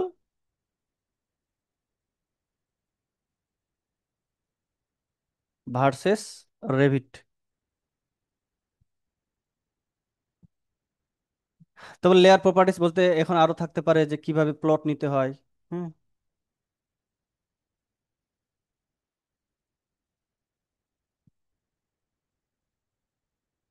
বা কিছু কমান্ডও থাকতে পারে, কমান্ড গুলো লিখো, কপি বা বিভিন্ন ধরনের কমান্ড গুলো বলো। হুম। কিভাবে প্রিন্ট দিতে হয় বা কিভাবে প্লট নিতে হয়। হুম। বা কারো তুলনা করতে বলে অটোক্যাডের সাথে, অটোক্যাড এবং স্কেচ আপের মধ্যে পার্থক্য কি, স্কেচ আপ ব্যবহারের সুবিধা অসুবিধা কি কি, কি কাজে লাগে। হ্যাঁ। অনেক সময় আবার বলতে পারে যে আপনি একটা কাজ করছেন, এটাকে যদি আপনি রেভিটে করেন বা অটোক্যাডে করেন, তাহলে আপনি কি কি সুবিধা অসুবিধায় পড়বেন। বিভিন্ন ধরনের প্রশ্ন আসতে পারে, তাহলে আমরা যারা টেকনিক্যাল সফটওয়্যার গুলো সম্পর্কে আমাদের ধারণা রাখতে হবে। এটা আসলে ওইরকম বইয়ে আছে, আপনি যদি দেখেন যে সিভিল ড্রাফটিং উইথ ক্যাট, এই বইও এটা বিস্তারিত পাবেন। আমার মনে হয় ডিপ্লোমাও একটা বই আছে। বইটার নাম আমার একজাক্ট মনে পড়ছে না, অটোক্যাড ড্রাফটিং হতে পারে, অটোক্যাড ড্রাফটিং। আমরাও পড়াবো এটা, আমাদের ব্যাচে এই বিষয়গুলো পড়াইছি আমরা। তারপর হচ্ছে architectural drafting with cat, drafting. এই বইগুলা থেকে ডিটেলস পাওয়া যাবে। ডিপ্লোমার এটা একটা বিস্তারিত বই আছে। আর যারা ব্যাচেলর করেছে তাদেরও যে সফটওয়্যার ইউজ করি, এটার জন্য আসলে আলাদাভাবে পড়ার আসলে আর কিছু নাই, এখান থেকে আসলে হুম। আমরা পাবো আর কি ইনশাল্লাহ। তো যেহেতু একটা প্রসেস, যে কিছু স্টেপ আছে, তো লেয়ারে করলে যে সুবিধাটা পাওয়া যাবে এটা তো আমরা যারা কাজ করতেছি অলরেডি জানি। যদি লিখি তাহলে কি হচ্ছে, যে প্রত্যেকটা লেয়ারে স্বতন্ত্র আমরা নাম দিতে পারবো। লেয়ারের মতো কাজ হচ্ছে যে ডোর, ওয়াল, এগুলো একটা সুন্দর করে নাম দেওয়া। এক্ষেত্রে কালার পরিবর্তনের ক্ষেত্রেও কিন্তু আবার সুবিধা হয়। যে মনে করো যে আমি কালার প্রিন্ট দিব,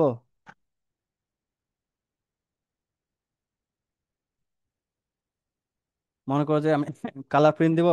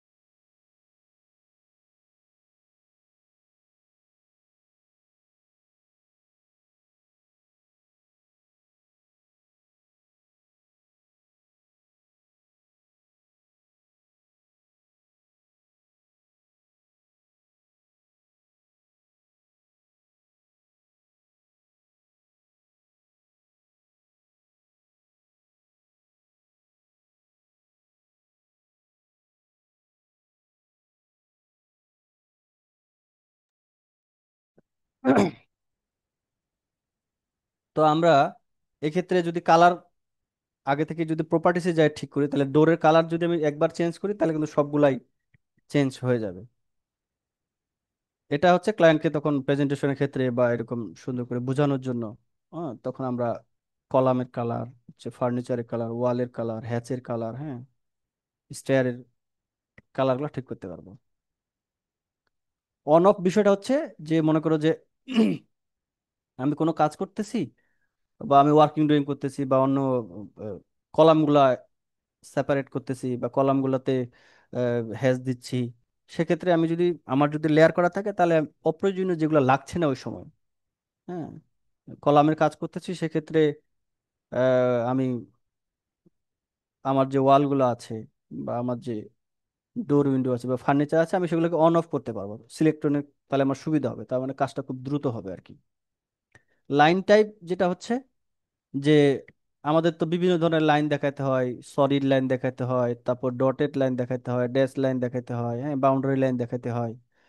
তো আমরা যদি এটা যে আমরা ডটেড লাইন নামে যদি একটা লেয়ার কেয়ার ক্রিয়েট করি, তাহলে ওই ড্রয়িং এর যতগুলো ডটেড লাইন হবে আমরা সেটা দিয়ে খুব সহজে কন্ট্রোল করতে পারবো যে ওটার গ্যাপটা কতটুকু হবে বা ওটার থিকনেস কতটুকু হবে, এটা কালার কি হবে, সহজে আমরা একবারই কন্ট্রোল করতে পারবো।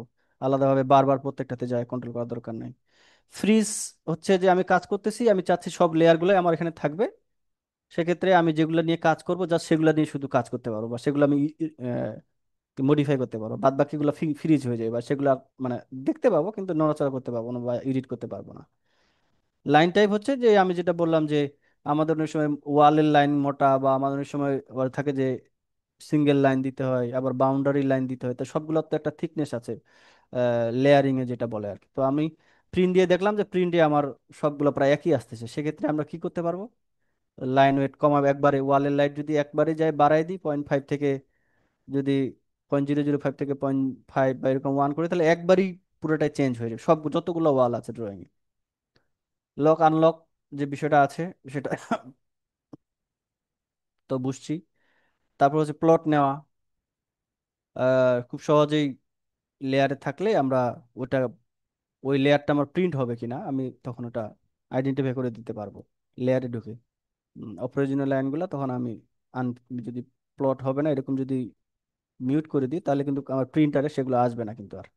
তো যাই হোক, এগুলা নিজের মতো করে লিখলেই হবে, আসলে ওরকম ইয়া নেই এখানে।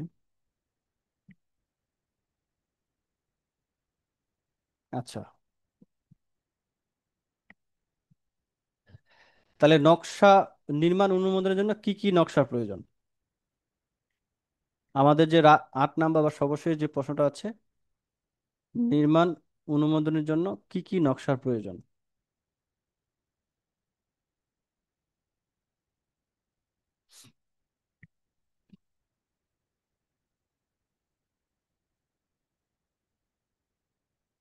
তো অনুমোদনের জন্য আমরা যখন কোনো নকশা অনুমোদন নিব, তখন তো আমাদের একটা লিস্ট আছে, হ্যাঁ। আবার যখন আমরা ল্যান্ড ইউজেস ক্লিয়ারেন্স, তখন কিছু লিস্ট আছে। তারপর যখন আমরা অকুপেন্সি সার্টিফিকেট, তখনও কিছু লিস্ট আছে, তাই না? আবার স্পেশাল যদি কোনো প্রজেক্ট আসে, তখনও কিছু লিস্ট আছে, তাই না?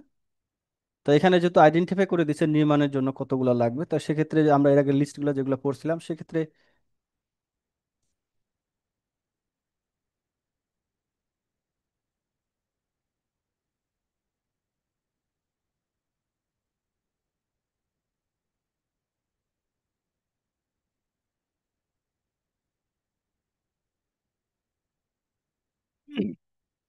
স্পেসিফিক ভাবে যদি এখন আমরা চিন্তা করি যে আমাদের একটা সাইট প্ল্যান থাকতে হবে, এছাড়া আমরা ল্যান্ড মানে নকশাগুলোর কথা বলছি শুধু আমরা, হ্যাঁ? এরপরে যে সাপোর্টিভ যে ডকুমেন্টগুলো আছে সেগুলো তো দিতে হবে, যেমন ফারের হিসাব দিতে হবে, তারপর হচ্ছে ল্যান্ড ক্লিয়ারেন্সের সার্টিফিকেট দিতে হবে, হ্যাঁ, মোজা ম্যাপ ট্যাপ এগুলো সংযুক্ত করতে হবে, আর্কিটেক্টের নাম সহ সিল সহ দিতে হবে, আর অন্যান্য বিষয়গুলো, এগুলো আমরা আগেও আলোচনা করছি।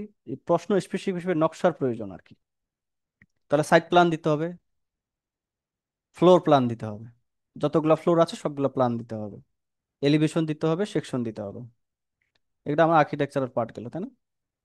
আমরা এটাকেও দেখে আসছি। স্ট্রাকচারাল নকশা দিতে হবে। স্ট্রাকচারাল নকশার ক্ষেত্রে তো আমরা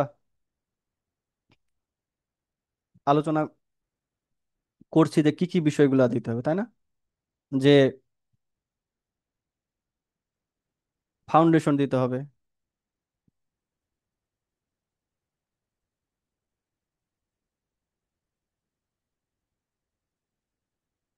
কেউ কি প্রশ্ন করছে নাকি?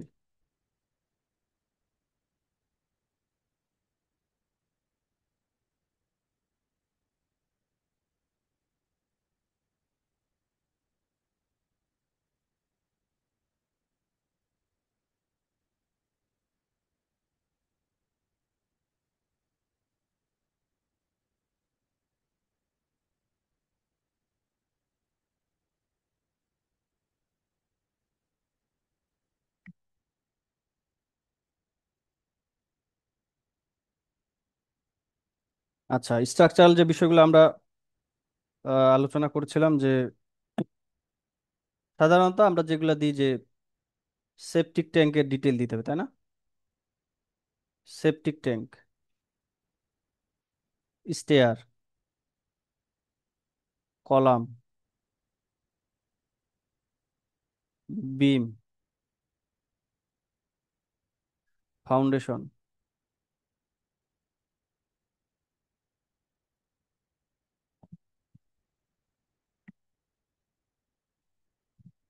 কলাম লেআউট,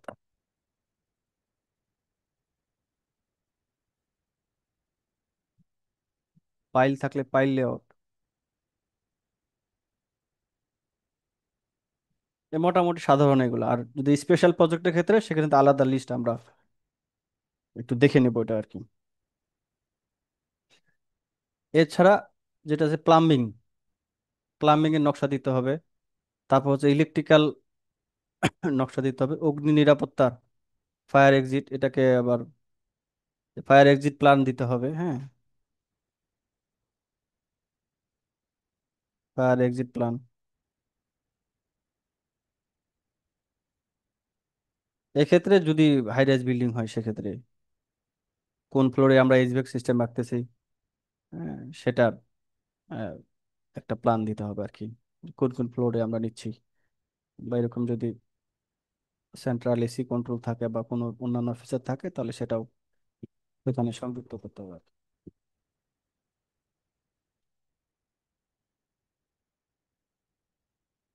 আচ্ছা, যাই হোক, আমরা একবারে 8টা প্রশ্ন করে ফেলছি। যদি কারো প্রশ্ন থাকে তাহলে প্রশ্ন নেই।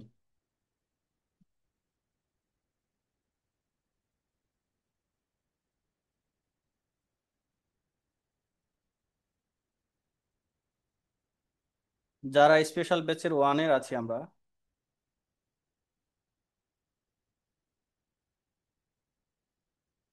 তাদেরকে আমি বলবো যে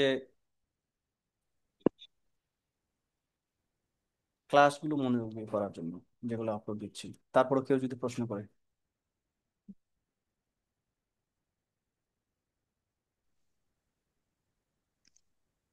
ভাই আজকের টপিকের উপর না হচ্ছে যেগুলা ক্লাস রেকর্ড করছিলাম? না, আজকে যে যেগুলো পড়াইলাম আমি তো এগুলো পড়াইছি। এগুলা আহ, আমাদের যে ক্লাসগুলো আমরা ইমারত নির্মাণ বিধিমালা এবং বিএনপি উপরে যে ক্লাসগুলো নিব জি সেগুলোতে সবগুলাই আছে। তো আমি যেটা আজকে চেষ্টা করলাম যে প্রশ্নগুলো আসলে কিভাবে হয়। তো আমরা যখন জি পড়বো, আমাদের কাছে তো বইও আছে, পিডিএফও আছে, বা আমার তো লেকচার শিটও দেওয়া আছে, এবং কি আমি কি ভিডিও তো করাইছি। তো এই যে প্রশ্নগুলো তৈরি, একজন পরীক্ষক যে প্রশ্নগুলো তৈরি করলো, ইমারত নির্মাণ বিধিমালা থেকে অন্যান্য কিন্তু কোনো প্রশ্নই দেয় না। আর্কিটেকচার আছে, হিস্টোরি অফ আর্কিটেকচার আছে, গ্রিন আর্কিটেকচার আছে, হ্যাঁ, ইউনিভার্সাল অ্যাক্সেস আছে, কত বিশাল টপিকস আছে, তাই না? আরো স্ট্রাকচারে আরো অন্যান্য বিষয়গুলো আছে, কিন্তু এক বই থেকে কিন্তু সব প্রশ্ন করে ফেলছে। তো আমরা তো একটু গুরুত্ব দিয়ে যদি পড়ি যে একটা বই থেকে কিভাবে প্রশ্ন জেনারেট হতে পারে। যদিও এই ধরনের আমার প্রিভিয়াস ব্যাচের যারা আছে তারা বলতে পারবে, আমার মনে হয় যে সাব্বির আছে, আরো দু একজন আছে, যে আসলে আমরা এগুলো পড়াইছি, অথবা গভীরভাবে পড়ার জন্য একটা দুটা প্রশ্ন উত্তর করতে একটু ইয়া হবে, কিন্তু যদি সে পড়ে থাকে ঠিক মতো তাহলে উত্তরগুলো ওখানেই আছে। এর বাইরে আর কোনো কিছুই আসে না, সবগুলোই আমরা পড়াইছি। তো জি ভাই, যেহেতু আমি যেহেতু আমি এর বলতে মধ্যে পারতেছি আছে যে, ভাই। হ্যাঁ, যেহেতু আমি বলতে পারতেছি যে আমার যে পড়ানোর যেটা হয়েছে, বিগত যে ব্যাচগুলো পড়াইছি সেগুলোর মধ্যে সবগুলো প্রশ্নই আসছে, দ্যাটস মিন আমার নতুন যে ব্যাচ যারা স্পেশাল রানিং করতেছি তাদেরকে বলবো গুরুত্ব সহকারে প্রশ্নগুলো করতে। তার মানে আমরা তো নতুন নতুন কোনো কিছু অবশ্যই সংযোগ করতেছি। আসছে ভাই, হ্যাঁ, সবগুলো আগের পড়ানো থেকে আসছে ভাই। হ্যাঁ, তা তো যাই হোক, সুযোগ তো আসলে সব সময় আসবে না। হ্যাঁ, সবসময় প্রিপারেশন নিয়ে থাকতে হবে। হ্যাঁ, জি ভাই। জি ভাই, আগের প্রশ্ন থেকে আসছে ভাই। আপনি কিছু সংযুক্ত করলেন, সেগুলার যদি টপিকস একটু সাজেশন আকারে দিতেন তাহলে ভালো হতো। যেমন ওই যে স্পেশালাইজ বিল্ডিং এর জন্য কিছু অনুমোদন দেখাই দিলেন। তারপরে যে ফায়ার স্টারের যে আপনার হচ্ছে বিএনবিসি অনুযায়ী যে মাপগুলো আছে ওই আপনার হচ্ছে দৈর্ঘ্য হোক বা প্রস্থ হোক সেগুলো আর কি দিলে ভালো হতো। তো পরীক্ষার জন্য যে কোনো একটা স্পেসিফিক। উম, মাপ পড়লেই হবে। তারপর আমরা বিএনবিসি তে যখন আসবো তখন আমরা ওই বিষয়টা আলোচনা করবো ইনশাল্লাহ। জি। ভাইয়া, ইমারত নির্মাণ বিধিমালার মানে যতগুলো বিষয় আছে, টপিকস আছে, এটার একটা আলাদা যদি একটা লেকচার শিট একবার বই দিতেন যে 5 স্টারের জন্য। তারপরে হচ্ছে সিঁড়ি সিঁড়ি তো দিছেন। একটা মানে পূর্ণাঙ্গ একটা বই দিলে মানে ভালো হতো আমাদের জন্য। Please, তাহলে না না, আমরা বিষয়টা হচ্ছে কিরকম যে এই যে ইমারত বইটা যদি যেগুলো কেউ পড়লে দেখে আর কি, থাকে। যেগুলো পড়লে আর কি ইমারত নির্মাণ বিধিমালা থেকে যে প্রশ্নই করুক না কেন, যত ঘোরা পেঁচায় করুক না কেন, আমরা যেন অ্যান্সার করতে পারি ইজিলি। হ্যাঁ হ্যাঁ, ইমারত নির্মাণ বিধিমালা বইটা যেটা আছে এটা মনে করেন একটা কবি গদ্যের একটা বই, হ্যাঁ। পড়তে থাকতে হবে, পড়তে থাকতে হবে। আমি যেভাবে পড়াইছি, প্রত্যেকটা প্রশ্নের চিত্র অঙ্কন সহকারে ডিটেল যেভাবে পড়াইছি, কেউ যদি ভিডিওগুলো মনোযোগ দিয়ে করে এবং বুঝে, আমি তো বলতেছি যে এখান থেকে প্রশ্নগুলো আসছে। তার মানে ঘুরাই ভিতরে যেভাবে আসছে করো, আমি প্রশ্ন পড়ার সময় কিভাবে আসতে পারে আরো প্রশ্ন, ভাই ভাই কিভাবে জিজ্ঞাসা করতে পারে, সেটা কিন্তু বলে দেওয়া আছে আমাদের ক্লাসের ভিতরে। তো এখন বই আকারে দিলে যেটা হয় যে বই তো এখানে আছে, আমরা যদি দিয়ে দিলে, তা আপনি তো বুঝতেই পারছেন যে ওখান থেকে একটা আমি পড়লাম কিন্তু পড়ে মনে থাকবে না। ক্লাসটা করেন। আর এগুলা যেহেতু চিত্র আছে, বিষয়গুলো আসলে ওইভাবে লেকচার রেডি করা, বিভিন্ন তথ্যগুলা লেখা, এগুলো আসলে সময় সাপেক্ষ ব্যাপার। আমি তো চেষ্টা করতেছি তৈরি করার জন্য, যতটুকু পারি আমি দিয়ে দিব, সমস্যা নাই। কিন্তু মেইন হচ্ছে ক্লাসগুলো করতে হবে, এর বাইরে কোনো কিছু নাই আর। জি ভাই, ক্লাসগুলো আপনি যেভাবে পড়াচ্ছেন ওখান থেকে আসছে কোশ্চেন গুলা, না আপনার হুম। ধারণা যেগুলো আর কি একটু এখান থেকে একটু ডিফারেন্ট, এই এই কোশ্চেনের উপরে মানে আলাদাভাবে একটু করে দিবে, বা যেমন আপনি আজকে পড়াইলেন নকশা অনুমোদন পড়াইতে গিয়ে স্পেশালাইজ বিল্ডিং এর বিষয়টা পড়ালেন। এটা না পড়ালে কিন্তু আমরা বুঝতাম না, বা আমরা এই টপিক্সটা দিলে কোশ্চেনে আসলে ওভাবেও ক্যাচ করতে পারতাম না। মানে যেগুলো আপনার কাছে আর কি মনে হয় যে ইম্পর্টেন্ট আসার হ্যাঁ কথা, হ্যাঁ, ওটা আমি সেগুলো আমার একটু দিক থেকে সাজেশন টপিকস অনুযায়ী দিলে ভালো হতো, যেমন সমস্যা নেই। আজকে প্রত্যেক যত পড়ালেন। যত দিন যাবে ডে বাই ডে আর জিনিসটা তো একটু আপগ্রেড হবে, আমরা তো ইয়া করতেছি। অবশ্যই কিছু তথ্য যুক্ত হবে আস্তে আস্তে। আর কারো কোনো প্রশ্ন আছে? স্যার, আমার একটা প্রশ্ন ছিল। হুম স্যার, ওই যে গাজীপুর উন্নয়ন কর্তৃপক্ষ যে রিসেন্ট যে ওই সার্কুলারটা দিল সিভিলের সাথে, যে আমাদের ওই 12টা পদের সাথে যে আমাদের অ্যাড করে দিল, হুম। আর্কিটেকচার সহ যে সংশোধনী দিল, এখানে কোশ্চেনটা ওরা কিভাবে করতে পারে? এটা কি ওই আমাদের ডিপার্টমেন্ট ওয়াইজ ভাগ করে দিতে পারে, নাকি হ্যাঁ। জেনারেল ভাবে এই ডিপার্টমেন্ট বাদ দিয়ে বিজ্ঞান গণিত এগুলো ঢুকাই দিতে পারে? এইটা সম্বন্ধে যদি একটু বলতেন। জেনারেল পরীক্ষা হওয়ার সম্ভাবনা নাই। পরীক্ষা হলে আলাদা আলাদা ডিপার্টমেন্ট পার্টের হবে আর কি, মানে যেটা নিয়ম আর কি, ব্যতিক্রমী ঘটনা। পিএসসি যেটা নিছে এটা ব্যতিক্রমী একটা ঘটনা নিছে, হ্যাঁ। এই ঘটনা সাধারণত ঘটা উচিত না। আর কেউ যদি কেউ ঘটায় থাকে তাহলে সেটা অনাকাঙ্ক্ষিত বলতে হবে, পরীক্ষার ডিপার্টমেন্ট পার্ট ডিপার্টমেন্টের অংশই হবে। আর যারা civil architecture architecture interior design দিয়ে যারা অ্যাপ্লাই করতে পারতেছে না, যে কোনো একটা সাবজেক্ট দিয়ে অ্যাপ্লাই করতে করলেই হবে। ওটা কোনো ফ্যাক্টর না, 2022 প্রবিধানের সব আর্কিটেকচার আর্কিটেকচার ইন্টেরিয়র ডিজাইন এগুলো একই জিনিস, জি, ডিপার্টমেন্টের। আসলে আমার হুম। প্রশ্নটা ওরা কিভাবে করবে? যদি ডিপার্টমেন্ট ওয়াইজ করে তাহলে তো হয়তো বা সুবিধা হবে। আর যদি বলে যে না, ডিপার্টমেন্ট বাদ দিয়ে গতবার যেভাবে করছে, এই যে বিজ্ঞান ঢুকাই দিছে, গণিত ম্যাথ ঢুকাই দিছে, কম্পিউটার ঢুকাই দিছে ডিপার্টমেন্টের পরিবর্তে, আবার যদি এইভাবে করে, যেহেতু আমাদের কোনো সাজেশন দেয় নাই, প্লাস কোনো আহ, বলে দেয় নাই কিভাবে কি করবে, তাহলে এই ক্ষেত্রে আমরা কিভাবে কি ধরে নিতে পারি? ডিপার্টমেন্টের প্রস্তুতিটা খুব ফুল করে নিয়ে রাখতে হবে। এটা ধরে রাখতে হবে যে ডিপার্টমেন্টের যেহেতু উম, পরীক্ষা আছে, পদবি অনুযায়ী ডিপার্টমেন্টের প্রশ্ন অবশ্যই থাকবে। না থাকলে সেটা ব্যতিক্রম। এটা ব্যতিক্রম ঘটনা, একটা দুইটা ঘটে। তাহলে আমরা ধরে নেবো যে ডিপার্টমেন্টেই আমরা করবো। অবশ্যই। আমাদের আরেকটা ছিল ওই যে আগামীকালের যে ওই ইমারত নির্মাণ বিধিমালা অনুসারে ভবনের যে বহির্গমন পথটায় পথটা এক্সিটের ক্ষেত্রে শর্তাবলী, এখানে ছিল যে A2 অ্যাপার্টমেন্ট ও ফ্ল্যাট, A3 মেস ও হোস্টেল, A4 নিম্নবিত্তের বাড়ি, A5 আবাসিক হোস্টেল। এই কয়টা মিলে সর্বোচ্চ সংখ্যক থাকবে 10 তলা। এখানে প্রতি তলায় সর্বোচ্চ 4 ইউনিট দেওয়া, কিন্তু আমার প্রতি তলায় সর্বোচ্চ ব্যবহারকারীর সংখ্যা কত? 4 ইউনিটে কত সংখ্যা হওয়া দরকার ছিল? এখানে শুধু 4 ইউনিট দিছিলেন, কিন্তু কতজন থাকতে পারবে এরকম বলে দেওয়া নাই এখানে। 4 ইউনিটের মধ্যে আমরা আনুমানিক কতজন ধরতে পারি, কতজন থাকবে? 4 ইউনিটে যতজন থাকুক সমস্যা নেই, এখানে ব্যবহারকারী সংখ্যা 12 জন যেটা দেওয়া আছে আর কি, সর্বোচ্চ। হ্যাঁ 12 জন, 12 জন দেওয়া আছে। ওইটা 12 জন দেওয়া আছে, একক পরিবারের জন্য 12 জন দেওয়া আছে। হুম হুম। কিন্তু আবার এই যে এ A2 থেকে A5 পর্যন্ত দেওয়া আছে প্রতি তলায় সর্বোচ্চ 4 ইউনিট। এখানে তো সংখ্যা উল্লেখ করে দেওয়া নাই যে কতজন না, থাকতে পারবে। সংখ্যাটা ফ্যাক্টর, একটা পরিবারের সর্বোচ্চ একটা ফ্ল্যাটে আর কয়জন থাকে, হ্যাঁ। ওটা যখন ইউনিটে চলে যাবে তখন মূলত দেখতে হবে যে এটা কয় তালা হচ্ছে সর্বোচ্চ, হ্যাঁ। হ্যাঁ 10 তলা, ইউ- 10 তলা ইউনিট তো হ্যাঁ হ্যাঁ 4টা করে ইউনিট দিচ্ছে। হ্যাঁ হ্যাঁ, 4টা করে ইউনিট, ইউনিট 4টা, মানে ইউনিট গুলো ফিক্স। এখন সংখ্যাটা এই যে একটা তো 2-3 জন কম বেশি হবে, এটা এখানে ফ্যাক্টর না। যখন সংখ্যাটা হবে তখন সাধারণত দেখতে হবে যে আমাদের যেগুলা ইন্ডাস্ট্রি বা যেগুলা স্টোরেজ টাইপের বা এরকম ওই ধরে নিতে স্তূপ। পারি 12 জনই হবে একটা করে ইউনিটে। যদি দেখা যায় যে 4টা ইউনিটে একটা করে রুমে 3 জন করে থাকলে ওই 3 4 এ 12 জন। হ্যাঁ, ওটা ব্যবহারকারী সংখ্যা 12 জন বলছে, এটা ঠিক আছে।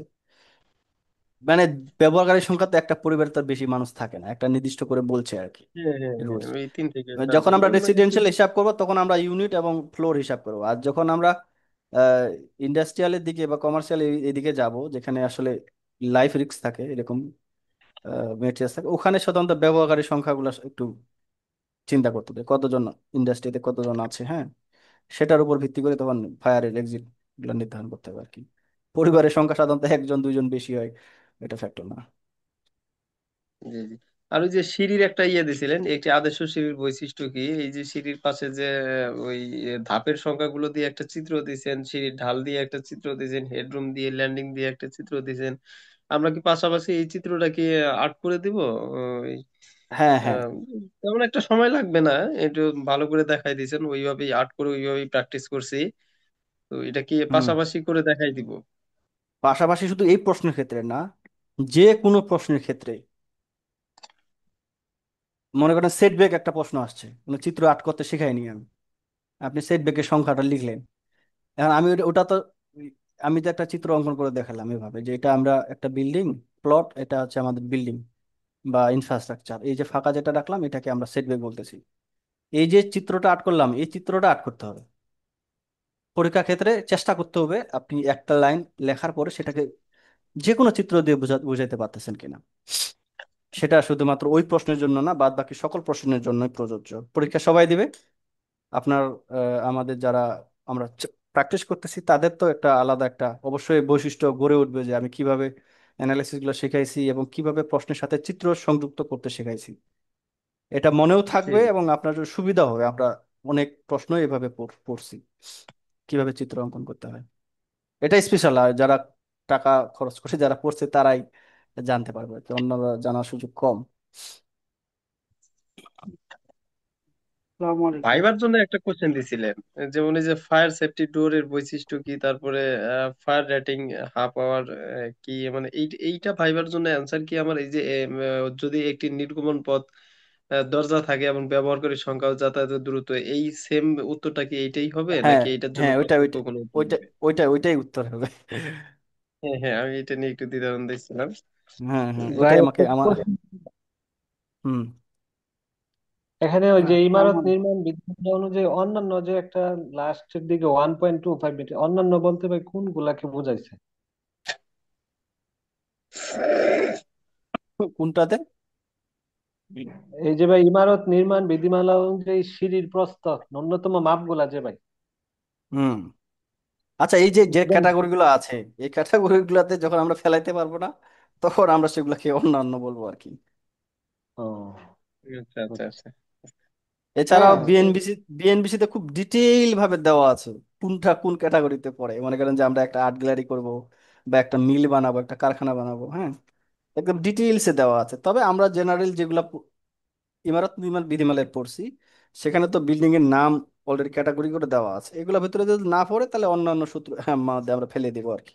এটা আমরা এই ইয়ার জন্য, যেহেতু আমরা এটা কম্পিটিটিভ এক্সামের জন্য পড়ছি, এটা হয়ে যাবে। আর যখন আমরা বাস্তবিক পক্ষে ডিজাইন করব তখন অবশ্যই আমরা বিএনবিসি থেকে এটা দেখে নিবো আর কি, যে স্পেসিফিক কোন ক্যাটাগরিতে পড়তেছে আর কি। হ্যাঁ, এই যে ফায়ার এসকেপের যেটা হচ্ছে আপনি পড়াইছেন আবাসিকের ওটা, হুম। ইন্ডাস্ট্রিয়াল বা হচ্ছে আপনার কি বলে কমার্শিয়াল যেগুলো বিল্ডিং এর জন্য, ওগুলোর জন্য আলাদা কোনো কি ইমারত নির্মাণ বিধিমালা আছে? ফায়ার ফায়ার স্টেয়ার, স্টার কতটুকু, কতটুকু কয়টা হবে? জি জি, কয়টা হবে বা ওর ও ওই ওই প্রস্তর বা লিস্টের হচ্ছে সাথেই তো দেওয়া আছে, প্রশ্নটাই তো দেওয়া আছে এখানে। ওই ওই প্রশ্নটাই ওখানে দেওয়া আছে ও- ভাই ওটার সবকিছু? সাথে দেওয়া আছে যে যেরকম যদি প্রাতিষ্ঠানিক হয়, হ্যাঁ, তারপর হচ্ছে শিক্ষা প্রতিষ্ঠান হয় বা স্বাস্থ্য হয়, সমাবেশ হয়, বাণিজ্যিক হয়, কমার্শিয়াল যেটা হয়, এগুলা ক্ষেত্রে যেটা দেওয়া আছে যে 2 তলা যদি হয়, তাহলে ব্যবহারকারীর সংখ্যা যদি 50 জন হয়, এবং তাহলে ভ্রমণ দূরত্ব 23 মিটারের মধ্যে একটা ফায়ার স্টার পাইতে হবে। এখন যদি দূরত্ব বেড়ে যায় তাহলে 2টা হবে, সংখ্যা বেড়ে গেলেও 2টা হবে। আবার যদি একদম হাজার্ড হয়, যেগুলাতে মানে আমরা যেটা বলতেছি যে স্টোরেজ যেগুলো আর কি, তাহলে যে ব্যবহারকারীর সংখ্যা 30 জন হইলে, যদি একতলা হয় শুধুমাত্র, তাহলে ভ্রমণ দূরত্ব 30 মিটারের মধ্যে একটা পাইতে হবে। আবার যদি এরকম যেগুলাতে দাহ্য পদার্থ থাকবে, যে টাইপ যেগুলা, একতলায় যদি হয় বিল্ডিংটা, মানে 5 জন ব্যক্তি যদি থাকে, তাহলে 8 মিটারের মধ্যে একটা এক্সিট পাইতে হবে। ওই একই প্রশ্নের সাথে সবগুলো সলভ করা আছে আমাদের। আহ অবশ্যই আছে, একটু খেয়াল করলেই হবে। ভাই, আসসালামু আলাইকুম। আমাদের আগামীকালে যে পরীক্ষাটা হবে, ওই পরীক্ষাটা আসলে মানে কিভাবে হবে, আর আমরা উত্তরপত্রটা আসলে কিভাবে জমা দেবো? এটা কি এমসিকিউ হবে আর রিটেন দুটো মিলে একসাথে হবে কিনা? এটা রিটেন হবে, এমসিকিউ হবে না হলে শূন্যস্থান পূরণ বা এরকম, বা এক কথায় উত্তর থাকবে আর কি, বা 2 থেকে 3টা প্রশ্ন থাকবে। আমরা জেনারেলি খাতায় তুলে, উম, আমরা মানে খাতায় তুলে আমরা স্ক্যান করে ফেলবো। স্ক্যান করলে সুবিধা হয়, যারা পিডিএফ করে আমরা, পিডিএফ করে পাঠাই দিই। হ্যাঁ, সবচেয়ে বেটার হয় যে আমার যেহেতু এখানে খাতা কাটতে অসুবিধা হয় আমার, যদি না, পিডিএফ করে যে কোনো জায়গায় দিলে হবে, হোয়াটসঅ্যাপ বা এই গ্রুপে, যে কোনো মেসেঞ্জার গ্রুপে দিলেও হবে, ইয়াতে দিলে হবে, যে পেজের দিয়ে আপলোড করলেও হবে, সমস্যা নেই, আমি দেখে খাতা কেটে আপলোড করে দেবো ইনশাআল্লাহ। তো একটা নির্দিষ্ট সময় দিয়ে দিব, আহ, ওই সময়ের মধ্যে খাতা সবাই জমা দিয়ে দেবো আমরা। আমি প্রশ্নপত্রটা কালকে বুধবারে রাত 8টার দিকে দিব, সম্ভবত 8টার দিকে, না না, পরীক্ষার টাইম দিয়ে দেবো আর কি, কোন সময় বলে দেবো না। তো আমরা যেটা করব যে আমরা যেভাবে পরীক্ষা খাতায় লিখি, হ্যাঁ, 8টার দিকে যে দিলে ভালো হয়। 8টার দিকে দেবো, যেভাবে খাতায় লিখি আমরা, আমি প্রশ্ন সিরিয়াল অনুযায়ী লিখে, আমরা কলম দিয়ে যেভাবে যেভাবে লিখি না কেন, সুন্দর করে লিখে, 2 পৃষ্ঠা হোক বা 3 পৃষ্ঠা হোক বা 4 পৃষ্ঠা হোক, আমরা স্ক্যান করব, স্ক্যান করে পিডিএফটা আপলোড করে দেবো আমরা পেয়েছি।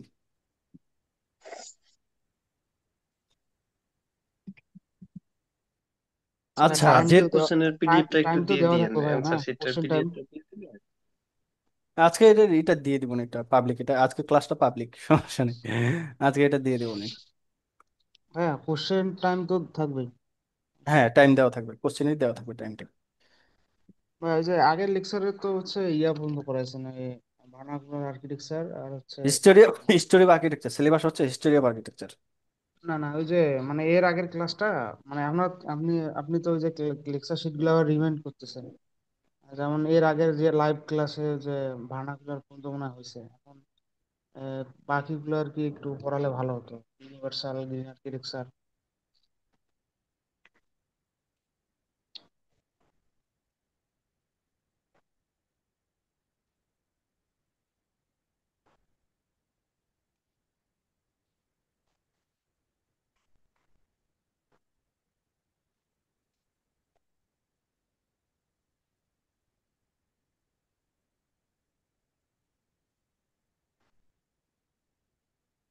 এই ধরনের প্রশ্ন যে পরীক্ষায় আসে, এটা যে গুরুত্ব সহকারে পড়তে হয়, এটার জন্য মূলত আজকে আমাদের ক্লাসটা নেওয়া। যেহেতু আমরা রানিং ইমারত নির্মাণ বিধিমালা নিয়ে প্রায় আমরা 7 থেকে 8টা ক্লাস করব, হ্যাঁ, তার মানে যদি আমরা জানতে পারি যে বিগত সালে এই যে 15 তারিখে পরীক্ষায় এই ধরনের প্রশ্নগুলো আসছে এবং এই ধরনের উত্তরগুলো অলরেডি আমি সলভ করাই ফেলেছি, তাহলে মানে আমাকে গুরুত্ব সহকারে একটু পড়তে হবে, একটু খেয়াল রাখতে হবে বা একটু নজরে রাখতে হবে সেখান থেকে কি প্রশ্ন আসতে পারে।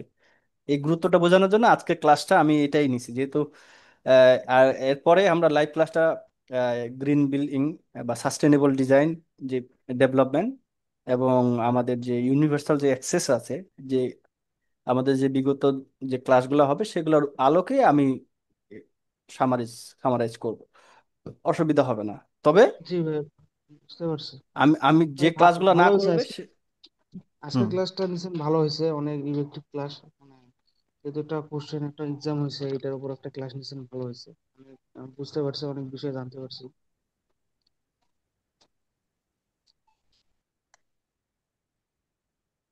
আচ্ছা। আর এমসিকিউ নিয়ে বেশি একটা নোট দিয়ে, এমসিকিউ তো এখান থেকে যদি মুখস্থ করে আলাদা ভাবে নোট করতেছি এমসিকিউ এর জন্য, তারপর মনে হয় যে আলাদা ভাবে আরো কিছু এমসিকিউ পাইলে আরো মুখস্থ করতে সুবিধা হয় বেশি। না, কিছু কিছু তো অবশ্যই দিয়ে দিব, সমস্যা নেই। তো ঠিক আছে, আজকে এ পর্যন্তই। অনেকে হয়তোবা দু একটা আরো প্রশ্ন করছে, আহ, আমরা হয়তোবা আরেক কোনো লাইভ ক্লাসে সেগুলো উত্তর দিয়ে দেবো। আজকে অনেকক্ষণ হয়ে গেছে, সবাইকে ধন্যবাদ জানাই। আজকে এই পর্যন্ত শেষ করছি, আগামী ক্লাসে আবার দেখা হবে ইনশাআল্লাহ। আল্লাহ হাফিজ। ইনশাল্লাহ স্যার, আল্লাহ হাফেজ।